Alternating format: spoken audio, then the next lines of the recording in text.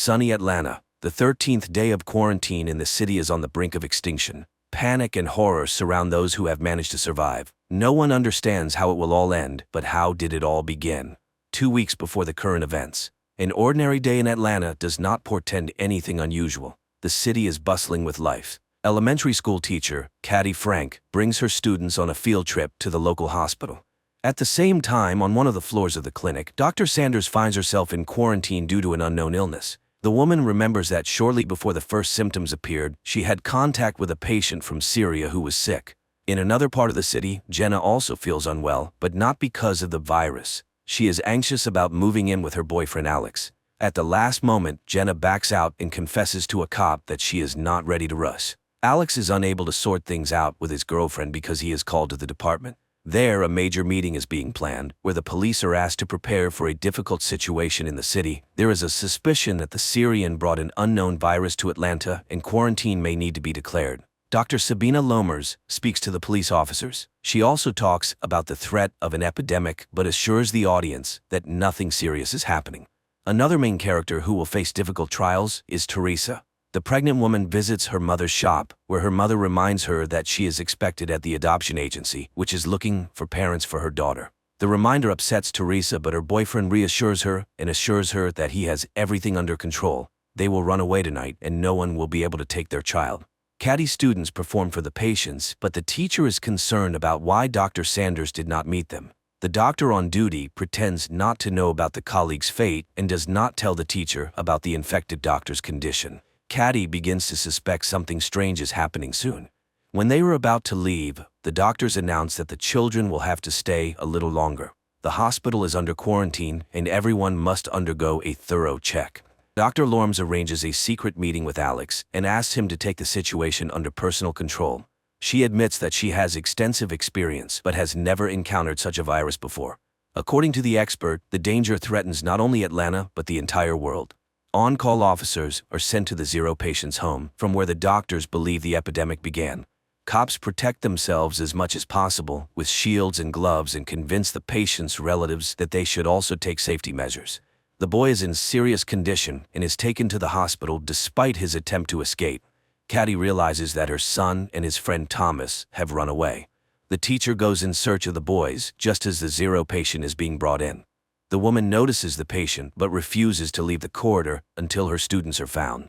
Officer Jake Riley volunteers to help Caddy. Together they search for the missing boys and the pair witnesses an even more terrifying sight: the bodies of Dr. Sanders and her fiancé. Fresh news reports indicate that the situation has worsened. The zero patient died after a severe period. The cops also learn about what happened to Dr. Sanders. But more frightening to the police is the fact that all the emigrants' relatives were also infected. This means the virus spreads very quickly and kills the host within 48 hours. Caddy finds the boys in a rat lab. It seems the danger is over, but the doctor informs her that the quarantine is extended for 2 days and no one will be able to leave the hospital earlier.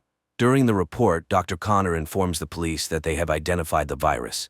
He assures them that traces of the pathogen were found in the zero patient's personal belongings, and it all looks like an attempt to deliberately cause an infection. Teresa arrives at the train station to leave for her boyfriend's relatives, but unexpectedly, the train refuses to take new passengers and passes by. Upon learning that Jake is locked in the hospital, Alex directly asks Dr. Lorms about what is happening. The expert admits that a border is being established around the area that cannot be crossed for several days. By evening, panic begins in the city. People are surrounded by an iron fence, and many find themselves separated from their loved ones. Teresa learns that she and Xander are also on opposite sides of the cordon, and the girl will have to decide what to do next. Despite the measures taken, the number of infected continues to grow. At night, experts conduct an autopsy on the zero patient and discover that the virus affects all vital organs. Furthermore, there is evidence that it takes only 48 hours from infection to the end. There is no chance of recovery, and if a vaccine is not found soon, the world faces serious trouble. Alex manages to contact Jenna and asks her to stay in a safe place. The girl decides to lock herself in her office. Returning to her mother's shop, Teresa calls Xander and tells him that she is okay. Despite this, the boy promises to find a way and get to her through the dangerous fence. Jenna is joined by her colleagues who did not manage to leave the city. Meanwhile, the girl's fiancé receives a warning that he should not break the rules due to personal attachments. Jake is asked to help the doctors sort through the belongings of the sick to find their relatives. Examining the Zero patient's mobile phone, the guy notices a frightening detail. A day before his death, the young man communicated with a blonde woman who had not been known about before. Jake immediately reports his findings to his colleagues, and the department decides to send a squad to search for the stranger. The police find the blonde's address, but her parents say she has not been seen since yesterday. Another emergency meeting is called, and everyone is ordered to find the girl within hours. While waiting for the doctor, Caddy listens to a news broadcast talking about the Zero patient and the doctors who contracted the virus from him. For the first time, the woman notices discrepancies, but her thoughts are interrupted by Dr. Connor, who assures the teacher that everything will end soon and she and the children will be able to go home. Leaving, Caddy still decides to ask about her suspicions. She was surprised that Dr. Sanders died before the Syrian who supposedly infected her, but Connor avoids answering, muttering something about differences in immunity. Jake is sent to find the girl, and the authorities hope to hide the fact that the infected person is behind the fence. But it is no longer possible to help the blonde. The cops find her in serious condition in the apartment of old friends. The blonde and her friends are taken to the quarantine zone. But Lorms admits to Alex that the situation is too serious. The virus spreads faster than they could have anticipated. Alex calls his fiancée to reassure her, but he does not dare to tell her what the city is facing. The police have been ordered to strengthen the cordon and use weapons in case of violations. More people with symptoms of infection continue to arrive at the hospital. Among them, Jake sees many children, but the doctor says that this is not the worst. The hospital is running out of free beds, and soon there will be nowhere to isolate the sick. In addition to the bad news, the officer has an unpleasant task. Connor asks him to cremate the bodies to prevent outbreaks of other diseases. Another problem for the authorities is Leo Green, a local journalist. He continues to publish panic-inducing videos, and Lormes instructs Alex to stop the provocateur. The cop tries to negotiate with Leo, but the journalist is sure that the authorities are hiding something, and he must get to the truth. A few minutes later, a new video from Green appears online, this time attracting the president's attention. Jenna's colleagues realize that they will not have enough food until the end of the quarantine, and the men decide to go to the store. The girl does not like this idea, but the majority votes to take the risk. Teresa's mother also takes the situation lightly. The girl sees her mother raising prices on essential goods to make a profit. To entertain the children, Caddy takes them to the roof. This gives everyone a chance to breathe fresh air, but the girl does not have time to relax. Thomas runs away, ignoring the teacher's cries. The girl finds the student on the stairs, next to a sick man. Drops fall on the boy, and it becomes clear that he is now infected. Thomas is sent to isolation, and the teacher blames herself. She tells the doctor that she promised the boy's father to take care of Thomas, but let him down. The men return with full bags of groceries, but Jenna does not let them into the office. She notices that her friend took off his gloves, meaning he could have brought the virus on his hands. A customer who was charged too much brings her friends. They raid the store, but Teresa's mother is saved by Jake's appearance, who received orders to patrol the city. Caddy finds Thomas's ward empty. She catches up with the boy at the hospital exit, and his father refuses to leave his son in the quarantine zone. The doctors have no choice but to let the patient go. Alex's pleas have no effect on Leo, and in pursuit of a hot story, he allows his colleagues to leave the closed area. He is not even frightened by the fact that one of the girls has symptoms of the disease. Alex and Jake manage to meet secretly on neutral territory. Both guys are nervous, but they have to work together. Leo Green tells the whole world how to leave the closed area. The police have to hold back the crowd while workers cut the ladder. This leads to serious riots, and the cops have to open fire to kill. To prevent such incidents, the government shuts down the internet and phone communication, depriving everyone of the only joy, talking to each other. Caddy accidentally enters a closed room and learns the truth about the number of victims. Among them are her students. At the same time, Jenna also tries to get to the truth, and she assembles a radio phone to call Alex. The girl has to climb to the roof to get the antenna, where she meets Sam, a technician who hid on the roof to avoid infection. Alex changes partners and goes on night duty. In the middle of the night, he notices an intruder and asks him to stop. The criminal turns out to be Xander, who is trying to enter the danger zone to his fiancée, but the cop does not let him do it and pulls the trigger. The bullet turns out to be rubber, and Xander is simply taken to the hospital. The officer visits him and apologizes, but warns that he will do the same thing next time. Leo decides to take advantage of this. He is preparing a scandalous report about the abuse of power. The store is visited by robbers again, but this time Teresa is also in danger. However, unexpectedly, the women are saved by another gang planning to profit from the quarantine. By the end of the day, Xander's ward is empty. The nurse says he left with Leo Green, but Alex does not have time to stop them. The duty officer reports that the guy has entered the infection zone. Dr. Connor shows Jake the rats that were injected with the medicine. Unfortunately, right before the cop's eyes, the animal passes out, and the hope for a quick rescue disappears. Jenna manages to call Alex, but the call lasts only a few seconds. The girl does not have time to learn anything. Leo accidentally learns about the call. He again hints to the officer that he has taken the wrong side and should think about what is happening. In gratitude for his help, Leo asks Xander to visit his friends and record a video message with them. The guy completes the task and throws the flash drive over the wall, but on it, the journalist finds evidence that his friends are no longer alive. After this, Xander finally finds his fiancée, but raiders block his way. The general panic is compounded by a new problem: hunger. People's food supplies begin to run out, and the government is forced to find a solution. Walking down the corridor with her son, Caddy meets an old man who supplies the hospital with lab rats. The woman notices another inconsistency. She saw Bert with the rodents before the quarantine, but he assures her that this is not the case. Lammers asks Alex to organize food delivery to the danger zone. The policeman asks for time to prepare, but is refused. He must do it by tomorrow without explanation. Alex has to ask Jake for help. The guy is also not thrilled with the idea, but they have no other choice. Early in the morning, the loading begins, and hundreds of people come to get their rations. The gang from the store also gathers for the distribution, and the leader orders Xander to go with them to stay clean. Jenna goes outside for the first time in many days to get some food. She approaches the distribution center, but a gangster car passes by, making her uneasy. Jake recognizes his friend and gives her a ration without a cue. He also hands her Alex's keys and asks her to hold on, as everything should end soon.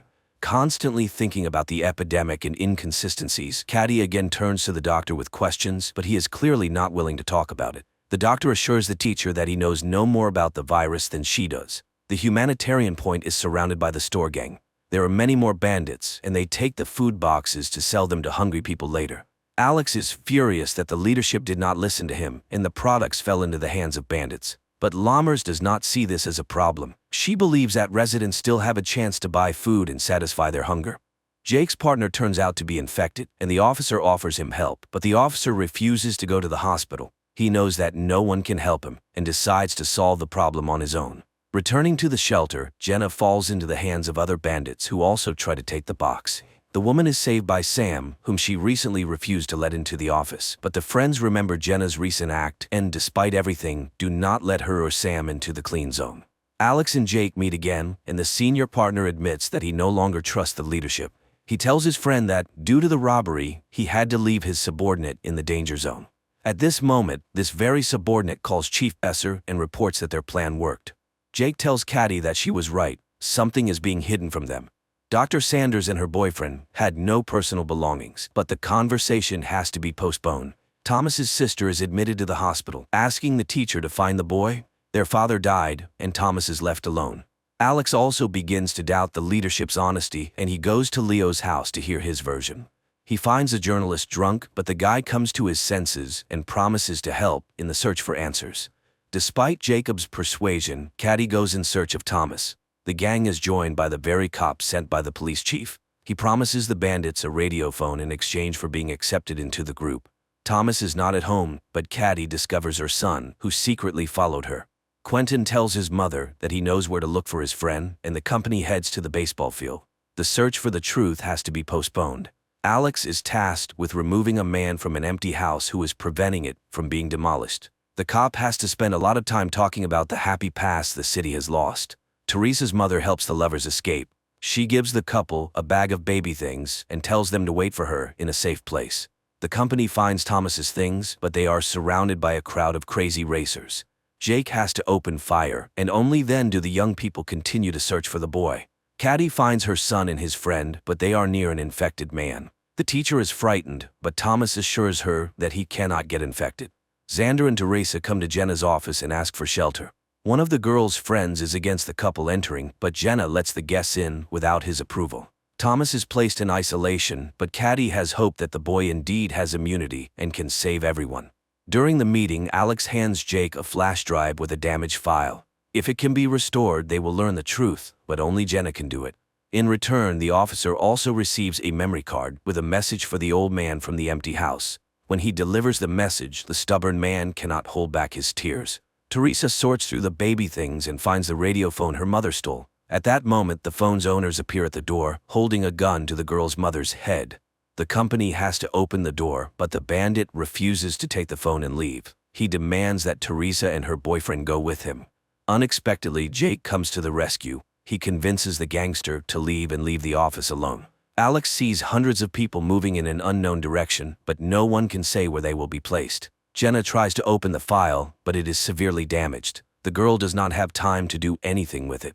New guests appear in the office, a gang wanting access to prohibited drugs. The company begins to strengthen their shelter, but the intruders find weak spots through which they manage to penetrate inside. Tony decides to take a risk. He goes down to negotiate with the criminals, but the negotiations fail. The elevator returns Tony with an axe in his back. In addition to the deceased guy, one of the attackers enters the office, but he does not have time to harm anyone. The guy is infected and collapses at the entrance to the room. Jenna finally manages to restore the file, but the girl does not have time to watch it. The power goes out in the office, and all the doors are locked. To restore power, Jenna has to leave the shelter and go downstairs. Meanwhile, the bandits almost manage to open the elevator doors, but the girl raises the switch in time. On the way back, Jenna takes the radio phone and calls Alex. Talking to his fiancée, the officer hears her being attacked. The girl manages to break free and return to the office, but the intruders do not retreat and try to cut through the door. The company has no choice but to come up with the craziest plan. Alex tries to penetrate the closed zone to help his fiancée, but he is caught by the National Guard soldiers. Jenna orders everyone to take cover, and when the psychos burst into the office, Jake activates an explosive device. A fire starts, but all the attackers are unconscious. Unexpectedly, one of them jumps up and attacks Teresa's mother. The men manage to neutralize him, but the woman is infected. Alex is arrested, but unaware of this, Jenna asks Jake to call her fiancé and calm him down. She also mentions that the phone the bandits had has a government military number and they need to figure out how it ended up in the infection zone. Teresa's mother leaves. As a farewell, she asks her daughter for forgiveness for not wanting to accept her child. More than 48 hours have passed since Thomas's contact with the infected, and the boy continues to look healthy. His DNA is implanted in rats to try to create a vaccine. Connor reports his observations to the leadership, but the boss tells the guy that they don't have time for experiments. Caddy and Jake review footage from surveillance cameras and find out that the zero patient was not the immigrant boy, but a certain Henry Burns. He came every morning to secretly meet with Dr. Sanders, and judging by the man's behavior, he knew about his illness. Dr. Connor allows Thomas to leave and informs everyone that the boy does not just have immunity, his body defeated the virus. This means that based on his DNA, they will be able to make a cure for the unknown virus. Jenna leads her friends to a church under which there are ancient tunnels. The girl plans to lead the group out of the cordon through them to safety. Alex tells Leo everything he learned from Jake, but the journalist cannot find any trace of Henry Burns. The men get the impression that the zero patient was deliberately sent to the hospital. Lammers returns Alex's badge and authority, but in return she demands that the cop take Thomas out of the infected zone and hand him over for experiments in her unit. Dr. Connor disagrees with Lammers' decision, but she rejects all objections and insists that only her laboratory can find the cure. Everyone has hope for a quick return to peace and normal life. It seems not everyone will live to see this happy moment, but some decide not to waste time and enjoy the moment, using all possible safety measures. Leo finds out that 2 days before the epidemic started, Burns received a package with the virus. Now he wants to know who the sender was, but Alex asks him to postpone the investigation so he can carry out the order. All night the company breaks through the exit to the tunnel, and in the morning they finally go underground. At the same time, Caddy and Jake go to the meeting place to hand Thomas over to Alex. Dr. Connor realizes he was wrong. The patient bitten by a rat injected with Thomas's DNA is infected. During the seizure, he infects several more people, and the doctor understands that the boy is an asymptomatic carrier. If he leaves the cordon, the virus will take over the entire city. The company has to return due to gas that has accumulated underground. They remain in the infection zone. Meanwhile, Thomas ends up in the hold the zone between districts. He is met by Alex and Dr. Lammers, but at the last moment, the transfer is cancelled and the boy is sent back. While Alex tries to figure out what to do next, he receives a voice message from Leo. The journalist claims that the virus was created by Connor. Alex and Lammers remain in quarantine in the container between the zones. Thomas is returned to the clinic and quarantined to figure out what to do next. Jenna's company returns. The group could not go underground due to accumulated gas, but the office is empty. Teresa and Xander left to find a cleaner place. On the main street, the guy begins to suspect he was wrong. Hundreds of protesters are holding a rally demanding to be released from the infected zone. Xander tries to protect the girl from the crowd, but Teresa sees her mother in the crowd and tries to break through to her. Not wanting to risk his pregnant girlfriend, the guy decides to check who she saw in the crowd. Jake arranges a date for Caddy and the couple has a great time until a frightened Quentin runs into the room.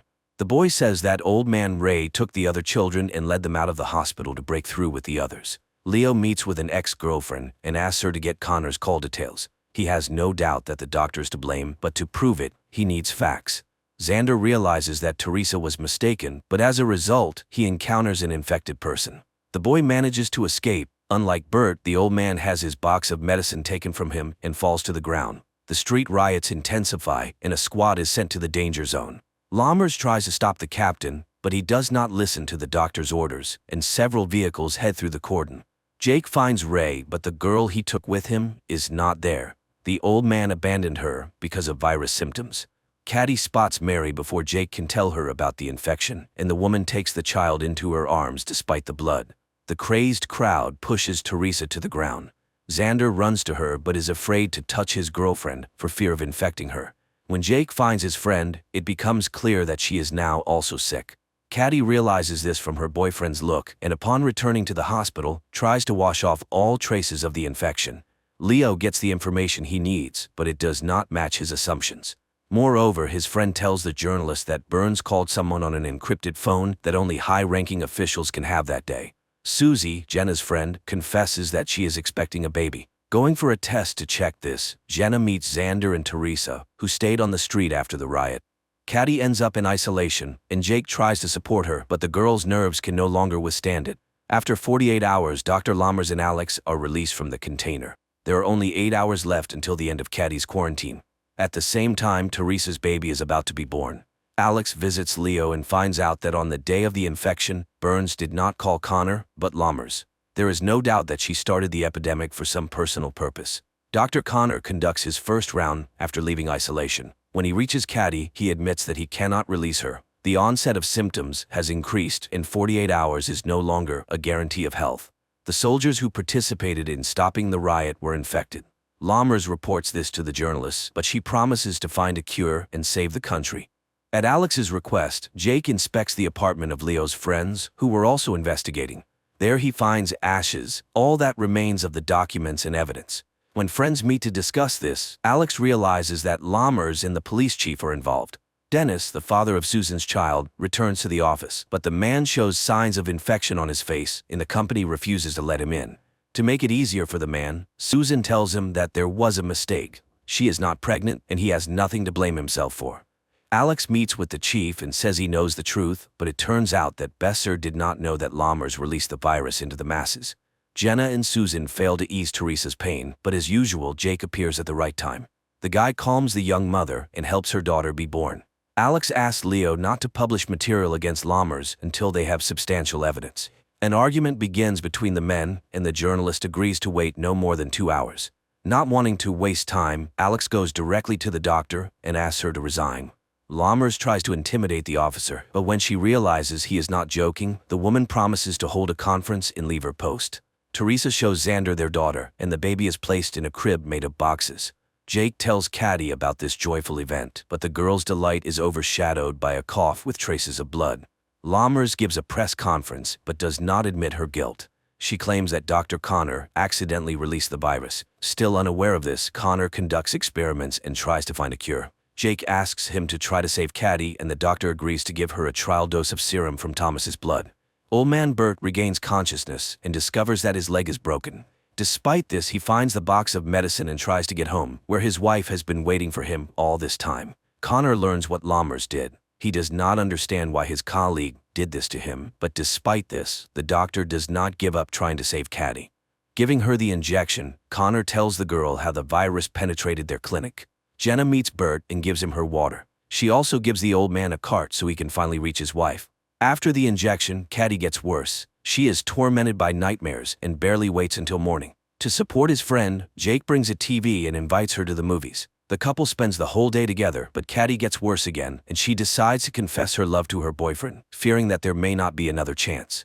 Jenna tells her friend about her conversation with the gangsters. Trader Miz offered her a route to the healthy zone, but it is very expensive. Sam agrees to contribute his share, but only if Jenna agrees to leave the others and go with him. Alex goes to Leo's apartment, which turns out to be empty. After losing, the journalist refused to fight Lammers, but later the cop receives a pizza from a friend in which Leo left him a note with an address and a key. Caddy gets worse by the minute, and Jake prepares to say goodbye to his friend. He asks the doctor to help him put on a protective suit, and when the girl falls to the floor, the boyfriend takes her hand to ease her suffering. The doctor tells Jake that he can say goodbye to Caddy's body, which is waiting for cremation. For the first time since their acquaintance, the guy manages to touch his friend's face without gloves. Jenna tells her friends about the opportunity to leave and suggests finding the money. But Teresa refuses to go. She wants her daughter to grow up a little. Arriving at the address Leo sent him, Alex finds evidence that will help him punish Lammers. Teresa, Xander, and their newborn daughter reach Bert's house, Teresa's grandfather. The young mother plans to stay at her relative's house until the end of quarantine, but seeing the empty shelves, Xander insists that they must run. Alex learns about a certain Catherine Hops, whose son was connected with Lammers. From her, the man learns the address of the laboratory and heads there. While Dr. Connor tries to create a cure, news about him spreads throughout the zone. A gang breaks into the clinic wanting to punish the doctor, but Jake convinces them that he needs to be protected to be the first to get the vaccine. This is the last thing Jake can do before leaving. He decides to run through the cordon to save Quentin. Alex inspects the abandoned lab and finds solid evidence of Lammers' guilt. He accuses her and names a true zero patient who fell ill several years ago. This time, Lammers does not argue. She admits she created the virus and believes it is needed for the country's safety. But now she asks Alex to postpone the battle and focus on fighting the virus, which has now crossed the cordon. An attack occurs in the hospital, and one of the gangsters becomes infected. Dr. Connor has to give him the test drug. It is his only chance not to become a victim of the bandits. Jake prepares Quentin to cross into the healthy zone and promises to find him as soon as it is all over. Jenna's company also prepares to go underground to cross the cordon. At the same time, the body of the boy who tried to take the risk is examined, and an army is assembled so that no one else can cross the border. To prevent illegal crossings, the tunnels are mined and blown up. Alex tries to stop it, understanding that there may be people there, but the captain refuses to make concessions. Unaware of the government's plans, Miz orders the fugitives to prepare to descend into the tunnel. Meanwhile, at the hospital, Dr. Connor transfuses Thomas's blood to the infected gangster, hoping this will cure him. Despite all attempts, the gangster cannot be saved. Because of this, Jake has to save the doctor. The gang leader cannot forgive him for the loss of his brother. The explosions catch the group deep in the tunnel. The ceiling begins to collapse, and the company is divided. Teresa, Xander, and their baby are left alone. Connor finds a way to make the medicine, but for this he needs people with the same blood as Thomas. Jake tries to find volunteers, but no one wants to participate in the dangerous experiment. Then the guy prepares a speech in which he names all the dead. For their sake, Jake asks people to get tested and, in case of a match, become donors. Miz leads the group to a dead end, but the guy does not give up and looks for new exits. Alex learns about this and asks Lammers to stop the explosions and bring people to the surface. As an exception, Lammers promises the officer 1 hour. After that, all tunnels will be destroyed. Jake's words convince people and they gather to get tested. Xander takes his family to Teresa's mother's store, and the girl decides to stay there until the end. The doctor finds blood with antibodies. A local priest can be a donor for the medicine. Old man Bert spills the last bottle of wine and adds a secret ingredient to it. He and his wife raise their glasses to toast that their suffering ends. Hugging on the couch, the couple prepares to go to a better world. Alex finds the fugitives, among whom he sees Jenna. The girl assures her fiancé will let them into the clean zone, but Alex does not know what to do. His time is running out. Dr. Lammers orders the tunnels destroyed, but at this moment, Leo's report about everything the blonde did appears on the screens. Alex does not let the fugitives go, but returns to the quarantine zone with them. And Jake, scattering Caddy's ashes over the city, prepares for a new battle with the virus that changed the world.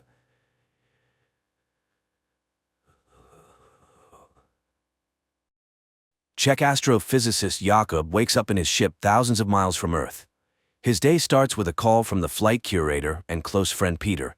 Today, the people of Earth want to communicate with the hero.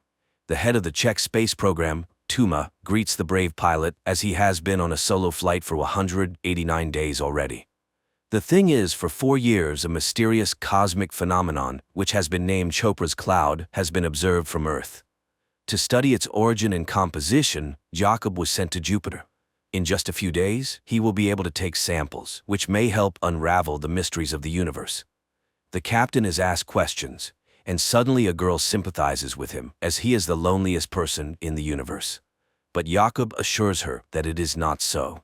Yes, he is 500 million kilometers away from Earth, but nearly half the distance has been covered and he will soon return home. Moreover, his beloved wife Lenka constantly supports him, with whom he is in direct contact through the latest quantum communication system, which is faster than the speed of light. So Jakob does not suffer from loneliness. TV takes a commercial break where a cheerful Jakob praises the products of a generous sponsor. But the astronaut immediately frowns, and it becomes clear that he is a tired man who has not slept for a long time. Meanwhile, on Earth, Lenka records a message to her husband, apologizing for leaving him because she is not needed by him. But the flight curator stops the file from being sent and passes it to Tuma. On the ship, Jakob repairs the toilet again, grumbling at Peter, but the latter is more concerned about the malfunctioning cameras. He also notices the astronaut's tired look and advises him to get some sleep. Jakob asks to contact Lenka because she somehow does not respond to his calls, and he promises to find out the reason. The man begins training when Tuma reviews his wife's message. The woman sincerely worries for the family and does not intend to pass this message to Jakob. Lenka is packing her things at this time and does not respond to her husband's messages. Distressed, Jakob drowns his sorrows in sweets and tries to sleep, watching the approaching Chopra's cloud. At night, noises from the malfunctioning toilet keep him from sleeping. He gets up unrested and even more tired, and looking at himself in the mirror, suddenly notices strange movement under his skin and tentacles protrude from his mouth. Jakob is horrified, trying to pull something out of himself and wakes up. He starts the day on the treadmill, then prepares to equip the apparatus for sample collection. Half of the ship's cameras are out of order and no one understands why. The thought of Lenka, who still does not make contact, disturbs him. And one day Jakob suddenly hears an unfamiliar voice offering help, but Peter hears nothing of the sort. True, there is a chance that Jakob intercepted the transmission of the Korean mission, which started after the Czech one, but the language was not Korean at all. Later, the friend informs that Lenka went to her mother's, so she will contact her husband when she returns. Jakob calms down a bit and continues his work. He inspects the compartments and suddenly sees a huge hairy spider in one of them. He closes the doors to the compartment and contacts Peter. But precisely in this part of the station, the camera has long been broken and he can see nothing. Jakob opens the doors, but the spider has not gone anywhere. Moreover, it starts a conversation, stating that it did not intend to scare the human. Then the astronaut locks himself in the airlock and informs Peter that he wants to decontaminate the ship. He gets into a spacesuit, says the password that triggers the system, and the surrounding space is filled with disinfecting foam, the color of which reminds him of a summer morning in the field where he and Lenka walked. But then the cleaning is over and Jakob emerges from the airlock. However, the spider hasn't gone anywhere. It informs him that the strange bath arranged for it by the human did not harm it and suggests removing the spacesuit. It is not dangerous. Jakob reaches out to it, but the spider dodges. Such is not the custom in its tribe, so it's better for the human not to do this. It is an explorer too who accidentally found Earth. It studied life on the planet for 3,158 years and even learned Earth's languages, but never understood the essence of the human soul. And when it met Jakob, it felt his loneliness and came here. Unable to accept what was happening, the astronaut hides in the sleeping compartment, but he immediately starts to vividly see and hear his wife. Jakob moves to the station's room, where Lenka appears before him again. It turns out the spider is broadcasting the human's memories because it is very interested in these strange feelings. And it wants to help him overcome emotional difficulties since his companion is leaving. Jakob tries to refuse the help, but the spider does not believe him. Meanwhile, on Earth, Lenka arrives at her mother's because she is pregnant and cannot be alone. Nearby is a boarding house where pregnant women live together, and she decides to stay there for a while. The mother does not understand her, as one cannot leave her husband right now. At the station, the spider asks the astronaut to give it some of his food, and he treats it to nut paste, the taste of which reminds it of its lost home. Its planet was destroyed by an enemy attack, and it fled and wandered through space for a long time. At this time on Earth, Tuma goes to Lenka. The woman is convinced that the wife cannot leave her husband right now. After all, she knew he was a very peculiar person.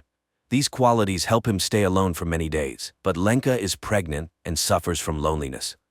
The spider tells the astronaut that Chopra's cloud consists of particles that contain wisdom. It cannot say how old it is, but everything has a beginning and an end, even the universe. The spider shows Jakob his first date with Lenka when she suggested they always follow each other, and he agreed. And he does not understand why make promises that you cannot keep, but Jakob has no answer. Later, he asks the spider to save some nut paste, and it reluctantly gives back the can. At this time on Earth, Lenka confesses to her mother that, although it is hard to raise a child alone, she is ready for it. And she will tell her daughter that she loved her father very much at first, but was mistaken. And at the station, Jakob suddenly wonders about the spider's name and suggests naming the creature Hanus. His father told him about a master who lived in ancient times, who created astronomical clocks, for which the king ordered him to be blinded. The spider agrees to accept this name. Later, the astronaut plays music from the opera Mermaid and explains what it is. The spider immediately demonstrates his date with his wife when she appeared before him in a Naiad costume, but the man does not want to remember this. At night, Jakob again has nightmares, this time related to his father, who was a communist and died because of his beliefs. But the spider comforts its friend. There is no need to worry about the past, as the universe is as it should be. Later, Hannes watches in surprise as Jakob exercises, and Jakob explains that humans must do this in space, otherwise their limbs could fail. Hanus doesn't understand why leave the home planet then. At this time, Tuma visits Lenka. The woman tries to reach out to the wife's feelings, but she does not want to return to the past. Then the head says she will not pass her message, and the whole point of the silence surrounding their talks is that inside they are together. Meanwhile, there are only 45 hours left to reach the cloud. And then Lenka's voice spreads through the station. Jakob rushes to the transmitter and sees his wife's face on the screen. They talk about the past and the future when he sees a glowing particle in front of him, which Hannes calls the beginning. Jakob tries to catch it in a jar, but the particle freely passes through all surfaces. Suddenly, the ship loses all communication, and then Chopra's particles start swirling everywhere. Hannes calms the human. The beginning will not harm him, so there is no need to fear. It is a regular repository that cannot be described in human language. And then it asks why the arrival of a child so upsets Lenka. Because her feelings smell of fear. Jakob explains that they lost their first child, and he was not there then, nor now. For what? The spider shows Jakob their conversation when he promised to be there, but he lied to his wife, and she stopped believing him. Later, Jakob finally gets through to Peter on the quantum phone, but Hannes again turns on the man's memories, where he and his wife discuss his journey. He was so confident that he didn't even try to understand his wife. The spider realized that Jakob is selfish, and he is to blame for his loneliness. So it lost interest in him and wants to leave. This causes a panic attack in the astronaut, who no longer wants to be alone. Jakob tries to grab the spider, but it itself presses the man's body to the bulkhead and reminds him that it preferred to communicate without touching. The spider lets the human go and flies to the other end of the station. Jakob desperately follows it, promising to change, and again sees Lenka in the guise of a naiad. He floats in zero gravity, remembering his wife and crying from the sense of realizing the loss. Then he calls Peter and asks him to visit the woman. The friend goes to the boarding house and hands her the quantum phone.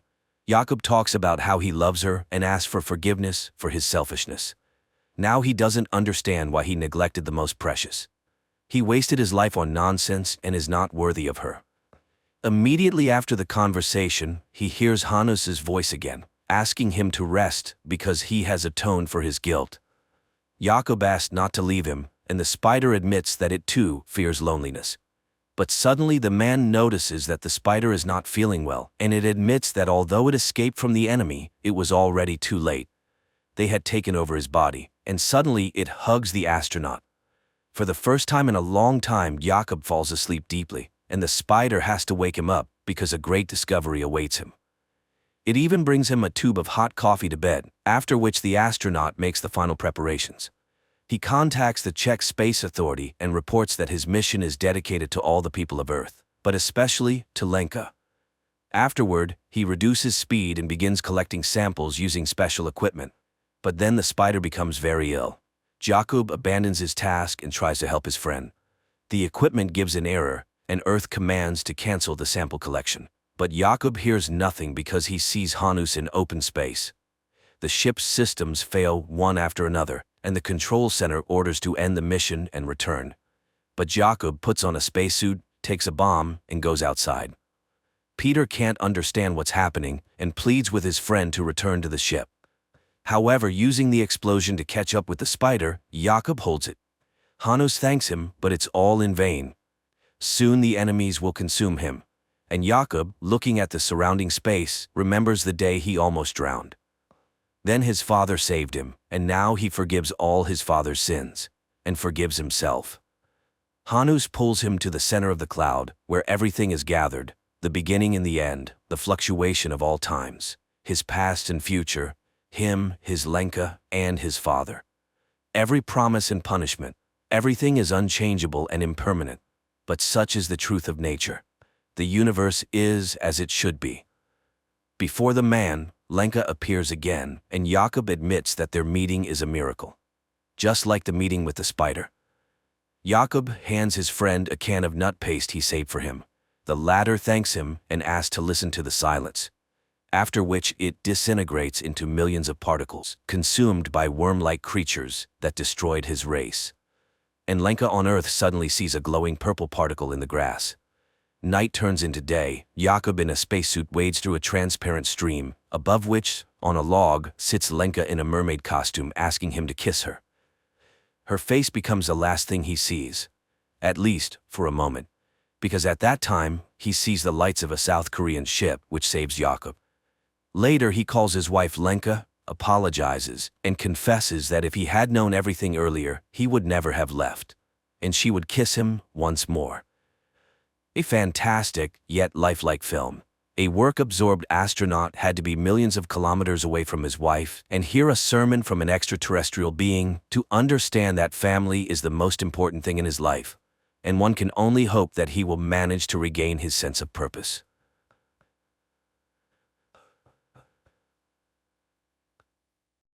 One day, oceanographer Tom's family, his wife Julia and 2 children, Cassie and Ben, set off on a yacht trip in the Caribbean Sea. While Tom and Ben are busy fishing and Cassie is absorbed in her gadget, Julia goes for a swim. Suddenly, something unsettles her.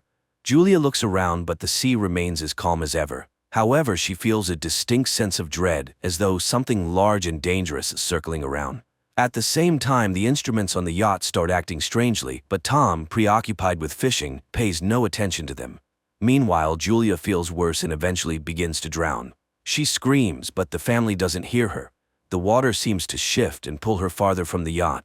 As the situation becomes critical, Tom finally hears her voice. He rushes to the helm, and the yacht moves toward the distant Julia. Tom dives into the water. With the children's help, they pull her aboard and revive her. Tom is angry, as he always asks that swimmers notify the others when going into the water. Julia apologizes and the incident is soon forgotten. Besides, the family has a reason to celebrate. Today is their son Ben's 13th birthday. Tom lights the candles on the cake and everyone congratulates Ben, who receives gifts, while Cassie takes a group photo of the happy family. At that moment, Cassie's boyfriend calls her. He asks her about the swim, but suddenly a sudden and intense storm begins in the background. Cassie is worried, but her boyfriend reassures her that he's safe. The connection cuts off. Cassie tells her parents about the storm on land, but then everyone feels some jolts, rushes to the deck, and sees massive whale carcasses surfacing around the yacht. Tom explains that sometimes whales get disoriented during storms, but these animals are pushing the yacht, threatening their safety. Tom dives into the water and soon returns aboard, injured. While trying to figure out what's going on, he cut himself on the propeller. Julia stitches up the cut on her husband's shoulder, and he explains that the yacht's shafts seem bent, likely from a tail strike. Now they're unlikely to be able to sail away. Later, Cassie tries to re-establish communication, but there's no signal. The radio isn't picking up any signals either. Tom begins calculating their supplies. There's enough water for about 4 days, no more, but they're on a shipping route, so someone is bound to find them. However, ominous sounds come from outside, and when the family steps out onto the deck, they see glowing objects falling from the sky. They fall closer and closer, and Tom, taking a risk, starts the engine. He manages to steer the yacht away from the next meteorite, but the engine is finally damaged. The next object falls so close that the family can see they are artificial satellites of Earth. A strong wind starts blowing, and the instruments go haywire. The terrified family hides inside the yacht, which is being tossed by the waves. They put on life jackets and prepare for the worst when a strange, ringing sound is heard, causing nosebleeds and nausea. Tom tries to signal for help with a flare gun, but it's all in vain. The family barely survives the night. In the morning they were relieved to find themselves alive, but there's a gaping hole in the side of the yacht, and it's unclear why they're still afloat. The family goes outside and freezes in amazement. The water is gone, and their boat is standing on a rocky outcrop in the middle of a stony desert where the ocean once was. Sometime later, Tom tries to reassure his family, saying that not everyone could have perished. He takes measurements and realizes that the compass is lying. North isn't where it's supposed to be. This means the Earth's poles have shifted. Such a thing has happened on Earth before, but a long time ago. It turns out that the sea has retreated to where the land used to be, and most likely humanity has perished. Cassie can't bear this revelation and runs to the cabin, asking to be left alone. Julia goes to inventory the remaining supplies, while Ben releases a bunch of colorful balloons into the sky, hoping survivors will come to their aid. Meanwhile, Tom turns on the radio, sending out distress signals. Unexpectedly, he hears a response. It's from Naoto, the captain of a small submersible. They were deep underwater when the catastrophe happened, and that's why they survived. However, all communication systems have failed, and expecting help is futile. According to his calculations, the sea will return in about a week, and it will be harsh, so the man advises them to find higher ground and stay there. Julia orders the children to pack their things. Tom directly asks the captain if he can save their children. Naoto explains that the submersible is very small. Unfortunately, Naoto's partner died, and he can only take one person. After some persuasion, Tom convinces Naoto to take both children, and he provides his coordinates. Tom charts a course on the nautical map and promises to reach the location in a couple of days. The next morning, the family is almost ready to embark on their journey. Tom steps onto the deck and suddenly sees a man with a dog approaching. He walks toward him and greets him, but notices that the man is injured. He offers the traveler some water. The man drinks it and then suddenly punches Tom in the face, which Julia sees. She rushes to her husband as the traveler plunges a makeshift spear into Tom's chest. The dog keeps Julia at bay, though she freezes in horror herself. Realizing there's no saving her husband, she runs to the yacht. The man pursues her, injuring her arm. Nevertheless, Julia climbs onto the deck, and the children, hearing her screams, run to her aid. Together, they barricade the doors to the cabin. After that, Julia hides Cassie and Ben in a locker, giving her daughter the flare gun and instructing her to shoot only as a last resort. Meanwhile, the killer tries to break down the doors and eventually succeeds. Julia hides in the bathroom, patching up her wound. Entering, the intruder heads straight to the galley and grabs some food. It's clear that he's very hungry. Holding a can of food, the man begins searching the yacht, while Julia arms herself with a kitchen knife. He enters the cabin, but the woman jumps overboard, hiding beneath the yacht. The killer peers through the hole but doesn't see her. However, the dog attacks Julia, forcing her to kill it. The man hears the yelp, goes outside, and finds the dog's body. Meanwhile, Julia climbs back onto the yacht through the portholes on the opposite side. She falls straight into the killer's hands. He beats her, throws her onto a couch, and grabs her throat, intending to strangle her. Cassie witnesses all this and realizes it's the last resort. She opens the locker and fires at the man. The shot throws him to the side, but the flare sets the yacht on fire. Julia orders the children to flee while she sneaks into the galley. The killer, only injured, tries to attack again. Julia kicks him away, grabs the packed bags, and jumps overboard, where Ben finds his father's body. Cassie runs to the corpse and sobs over it. Julia kisses her deceased husband, but seeing the killer leap from the burning yacht, she takes the children and leaves. The boat explodes behind them. The family runs across the stony desert and soon takes shelter in a rocky canyon, where a stream flows. However, the water is salty and undrinkable. Cassie shares a small amount of water with her brother, but he refuses to drink. The boy feels guilty, believing the killer came because he saw the balloons. Cassie also voices this thought, but Julia orders her to stop and defends her son, explaining that he didn't mean any harm. She tells the children to gather themselves, as a long journey awaits. And then she spots the killer again, still relentlessly following their trail. The family hurries onward.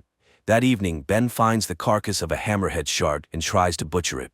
But Julia sees the pursuer and orders the children to run. They soon come across a field of once flooded toxic waste barrels, but Julia urges the children forward despite the threat of contamination, knowing the killer is still on their heels.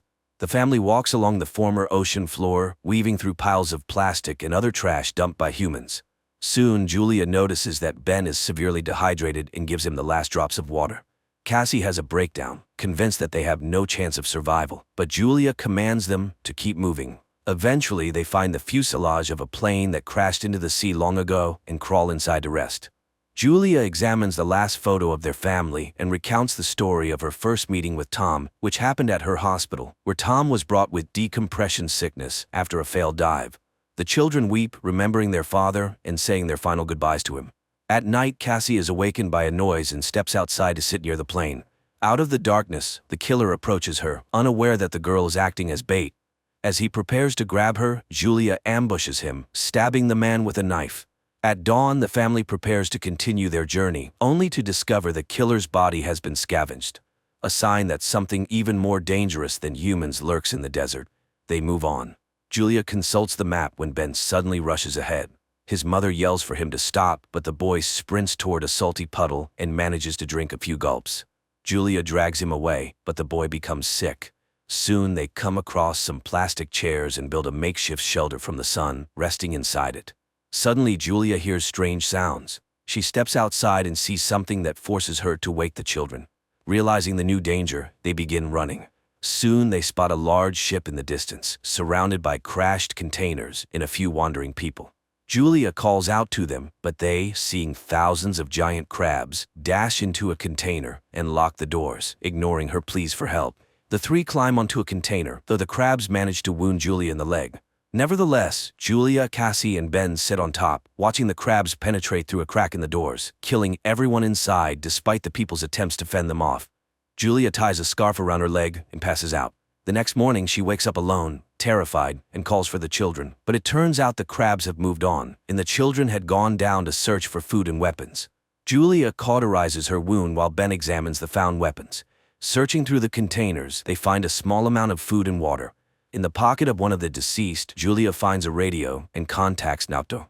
He responds, explaining that he was also attacked by deep-sea arthropods.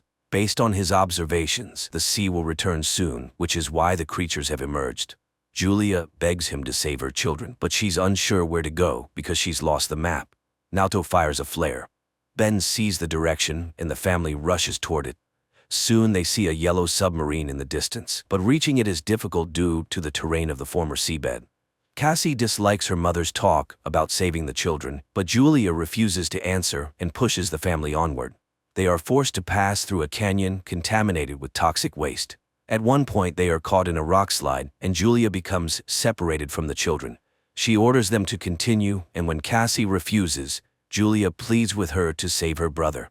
Cassie and Ben make it out of the canyon and reach the submarine, but inside, there's no one. Suddenly, Naoto, badly wounded, emerges from behind the boat. He admits that he has no chance of surviving and orders them to climb aboard, but Cassie goes back for her mother, who is fending off the emerging crabs. Her bullets nearly depleted, Cassie climbs the rock barrier and extends her hand to her mother. They manage to reach the submarine just as the crabs overrun Naoto, who dies in their claws. The family climbs aboard, and just then an ocean wave crests over the horizon. The water lifts the submarine and drags it across the rocks, and as Julia watches everything that happened over the past few days flash before her eyes, she passes out. When she awakens, she finds the vessel at a standstill. Julia opens the hatch, and the family emerges to find themselves in a ruined city, carried there by the wave. Despite a great concept, the film failed to make an impact, largely due to the many mistakes made by its creators.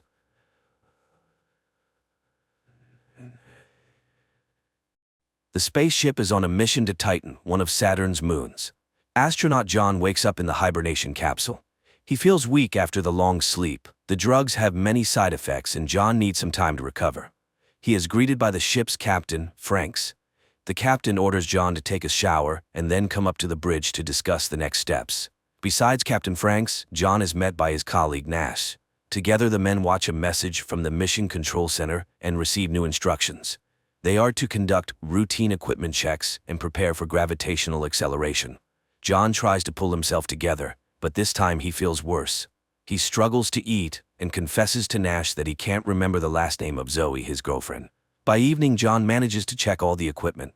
He records a response message to Mission Control, reports the situation, and prepares for another hibernation cycle, which will last 3 more months.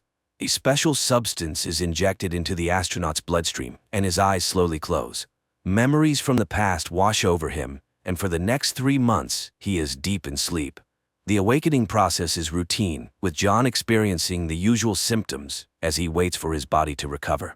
After a hearty meal, the astronaut spends some time on the exercise bike, preparing for work, but unexpectedly he hears a familiar voice. It seems like Zoe's voice came from somewhere nearby.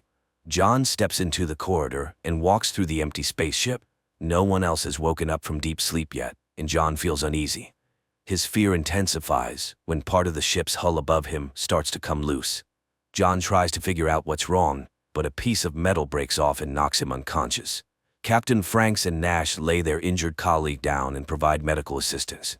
As soon as John feels better, the captain orders him to go to the technical compartment and figure out what caused the malfunction.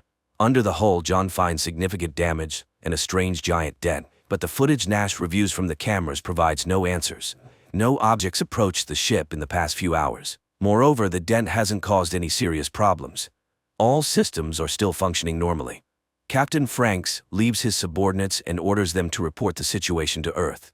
He himself heads to the site of the damage for another inspection. Nash tries to convince the captain to abort the mission and return to Earth, but Franks refuses to break protocol. There's no serious reason to do so, as all systems are still operating smoothly. The astronauts gather to make a joint decision, but the conflict only escalates. Nash starts panicking, insisting that continuing the mission is too dangerous, but the captain remains firm. Unless new orders come from Mission Control, they will continue toward Titan. Nash then tries to persuade John to act together. He's convinced the system will eventually fail, and by then, they won't have the chance to save themselves and return to Earth. Their conversation is interrupted by the captain, who calls them to the bridge. He admits that he overheard everything Nash said and doesn't appreciate his attempts to stir up panic. Franks tries to calm Nash down, reminding him of the consequences they'll face for disobeying orders and advising them to focus on their duties. Despite the captain's orders, Nash continues to urge John. He asks him to set the hibernation cycle for 89 days instead of 90, so they can wake up earlier than the captain and reverse course back to Earth. John doesn't like his friend's idea and doesn't want to be part of a mutiny, but when Nash tells him about another ship destroyed by poor leadership decisions, John agrees to think it over and give an answer after they wake up. John falls asleep again, recalling happy moments with Zoe, but this time the cycle is much shorter than usual. Nash demands an answer from his friends so they can quickly turn the ship around and head for Earth, but John remains uncertain. He realizes that his mind is clouded, and making important decisions in this state isn't wise. Jupiter appears outside the window, strengthening John's doubts. They are so close to their destination. This drives Nash over the edge, and a loud argument breaks out between the men. Captain Franks watches the whole scene. Having learned of his subordinates' plans, he also altered his sleep schedule and woke up earlier to prevent the mutineers from disrupting the mission. Franks sends Nash to check the systems again to make sure everything is in order. While the saboteur is gone, the captain invites John for a drink to gauge the astronaut's mood. The commander assures John that he'll cancel the mission if it's necessary, but for now they must stick together and follow orders. Nash's derailed plans push him to the brink of insanity. He causes a scene and Franks decides to relieve him of his duties and proceed with acceleration without him. John tries to stay out of the conflict and pretends that everything is fine, but the breach in the hull continues to trouble him, and he often has nightmares where it pulls him into the vacuum of space. Despite his concerns, John ignores Nash's pleas and heads to the bridge to prepare for the acceleration. The team gets ready to approach Jupiter. John sets the coordinates and sequentially activates the powerful engines that will take them to Titan. The acceleration is successful, and the ship enters the orbit that will guide them to Titan. But Nash still believes it's a serious mistake.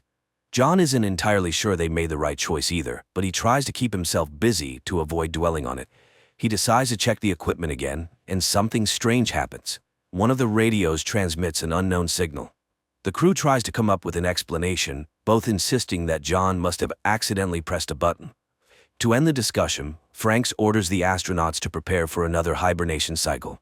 This time, exiting hibernation becomes a real challenge.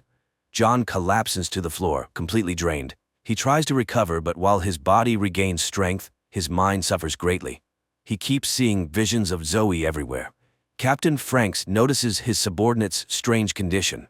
He tells John to get a grip and realize that it's all just his imagination. Zoe is not, and cannot be, on the ship. Nash discovers the first signs of trouble. The reactor's power output begins to rise. He's not sure if it's connected to the hull breach, but if it continues, the ship's engine might fail. Nash again urges his friend to listen to him and turn the ship around. He reminds John of Zoe, saying that if they don't return now, she'll quickly find a new boyfriend. Captain Franks overhears the men's conversation once again. He summons them to the bridge for a serious talk. Someone, using Nash's password, deliberately lowered the engine's power to stop the ship. The commander won't tolerate Nash's antics any longer. This time he draws his sidearm to show the mutineer who's in charge on the ship. Franks orders the astronauts to return to their hibernation capsules to prevent any further sabotage. But as John's body starts receiving the drug, he sees what the captain is doing to his colleague. He doesn't have time to stop the crime. His eyes close. Weeks later, when the sleep cycle ends, John tries to figure out if it really happened or if it was just a dream. He steps into the corridor, but none of his colleagues are around. Franks appears suddenly. He assures John that Nash is fine but will remain in hibernation until the mission is over. The captain asks John not to complicate things and behave normally. They need to complete the mission and reach Titan, but if necessary, he'll use his sidearm to prevent further insubordination. To help John relax, Franks tells him the truth about the other ships Nash mentioned. He swears the madman distorted the facts, and in that case the captain wasn't at fault. The crew harmed themselves. John reluctantly admits he was wrong and agrees to continue working together. The captain tasks him with inspecting the equipment and re-establishing contact with mission control on Earth. While working, John's arm goes numb, and he tries to examine it himself, but for a moment it seems like the limb swells and turns into a monstrous hand. As soon as the vision disappears, John hears Zoe's voice again, but he realizes this is also a hallucination and doesn't respond to the call. Instead, John decides to discuss the future plans with the captain, but Franks unexpectedly starts talking about John's relationship with his girlfriend. The commander assures him that their romance wasn't real. It was orchestrated to convince John to join the mission. The unpleasant conversation unsettles John, and he heads to the workshop to focus on his tasks. Unpleasant thoughts and memories prevent John from concentrating, but suddenly the radio crackles, and he hears the dispatcher's voice.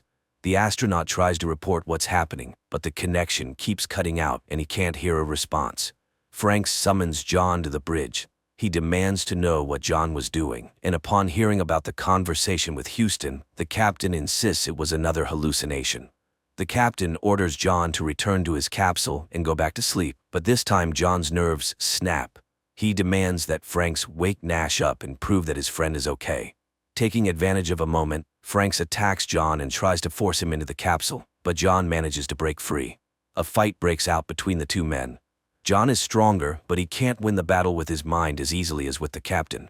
John reaches the central computer to find out which chamber Nash is in and if he's alive. While entering the request, he has to fend off Franks, but finally, the computer starts searching for the astronaut. The answer John receives leaves him in shock. The program confirms that Nash is alive and on the bridge, just like John and Franks, because all three names belong to the same person, Captain John Franks Nash. John realizes that he's been alone on the ship the entire time. His companions were figments of his imagination caused by the repeated use of hibernation drugs. John loses his last bit of strength and doesn't know what to do next. He returns to the workshop, holding the service pistol. The astronaut tries to contact mission control again, but for a long time the radios remain silent. Finally, one of the radios turns on, and John hears Zoe's voice. She says she's at the ground control center and was invited to speak to him. Zoe confirms John's version. The hibernation drugs were too strong, causing his mind to become confused. But that's not the worst part. The girl tells the astronaut that there's no spaceship. All this time he's been part of a different experiment and deep underground. The planets and stars he saw through the window were just a simulation, as was the sensation of flying. But the impact was real. An earthquake hit the surface, partially collapsing the tunnel. Zoe asks her fiancé to gather his strength and help them rescue him. To do that, John needs to depressurize the cargo bay and leave the ship. She assures him that outside, there's an underground corridor leading to the surface. Captain Franks reappears behind John, trying to stop him. He claims that Zoe's voice is just another hallucination, and the story about underground tunnels and earthquakes is a fantasy his mind made up to explain the situation. Franks tells John that if he depressurizes the cargo bay, all that awaits outside is the vacuum of space, which will pull him out and end his life. John hesitates briefly, but Zoe's voice gives him strength. He doesn't listen to the captain and opens the airlock. At first it seems like Zoe was right. John finds himself in his shaft and hears her voice nearby. He walks toward the light, hoping to soon reach the surface, but space engulfs the astronaut's body and carries him into the infinite void. Or was that a hallucination too? That's how the movie ends.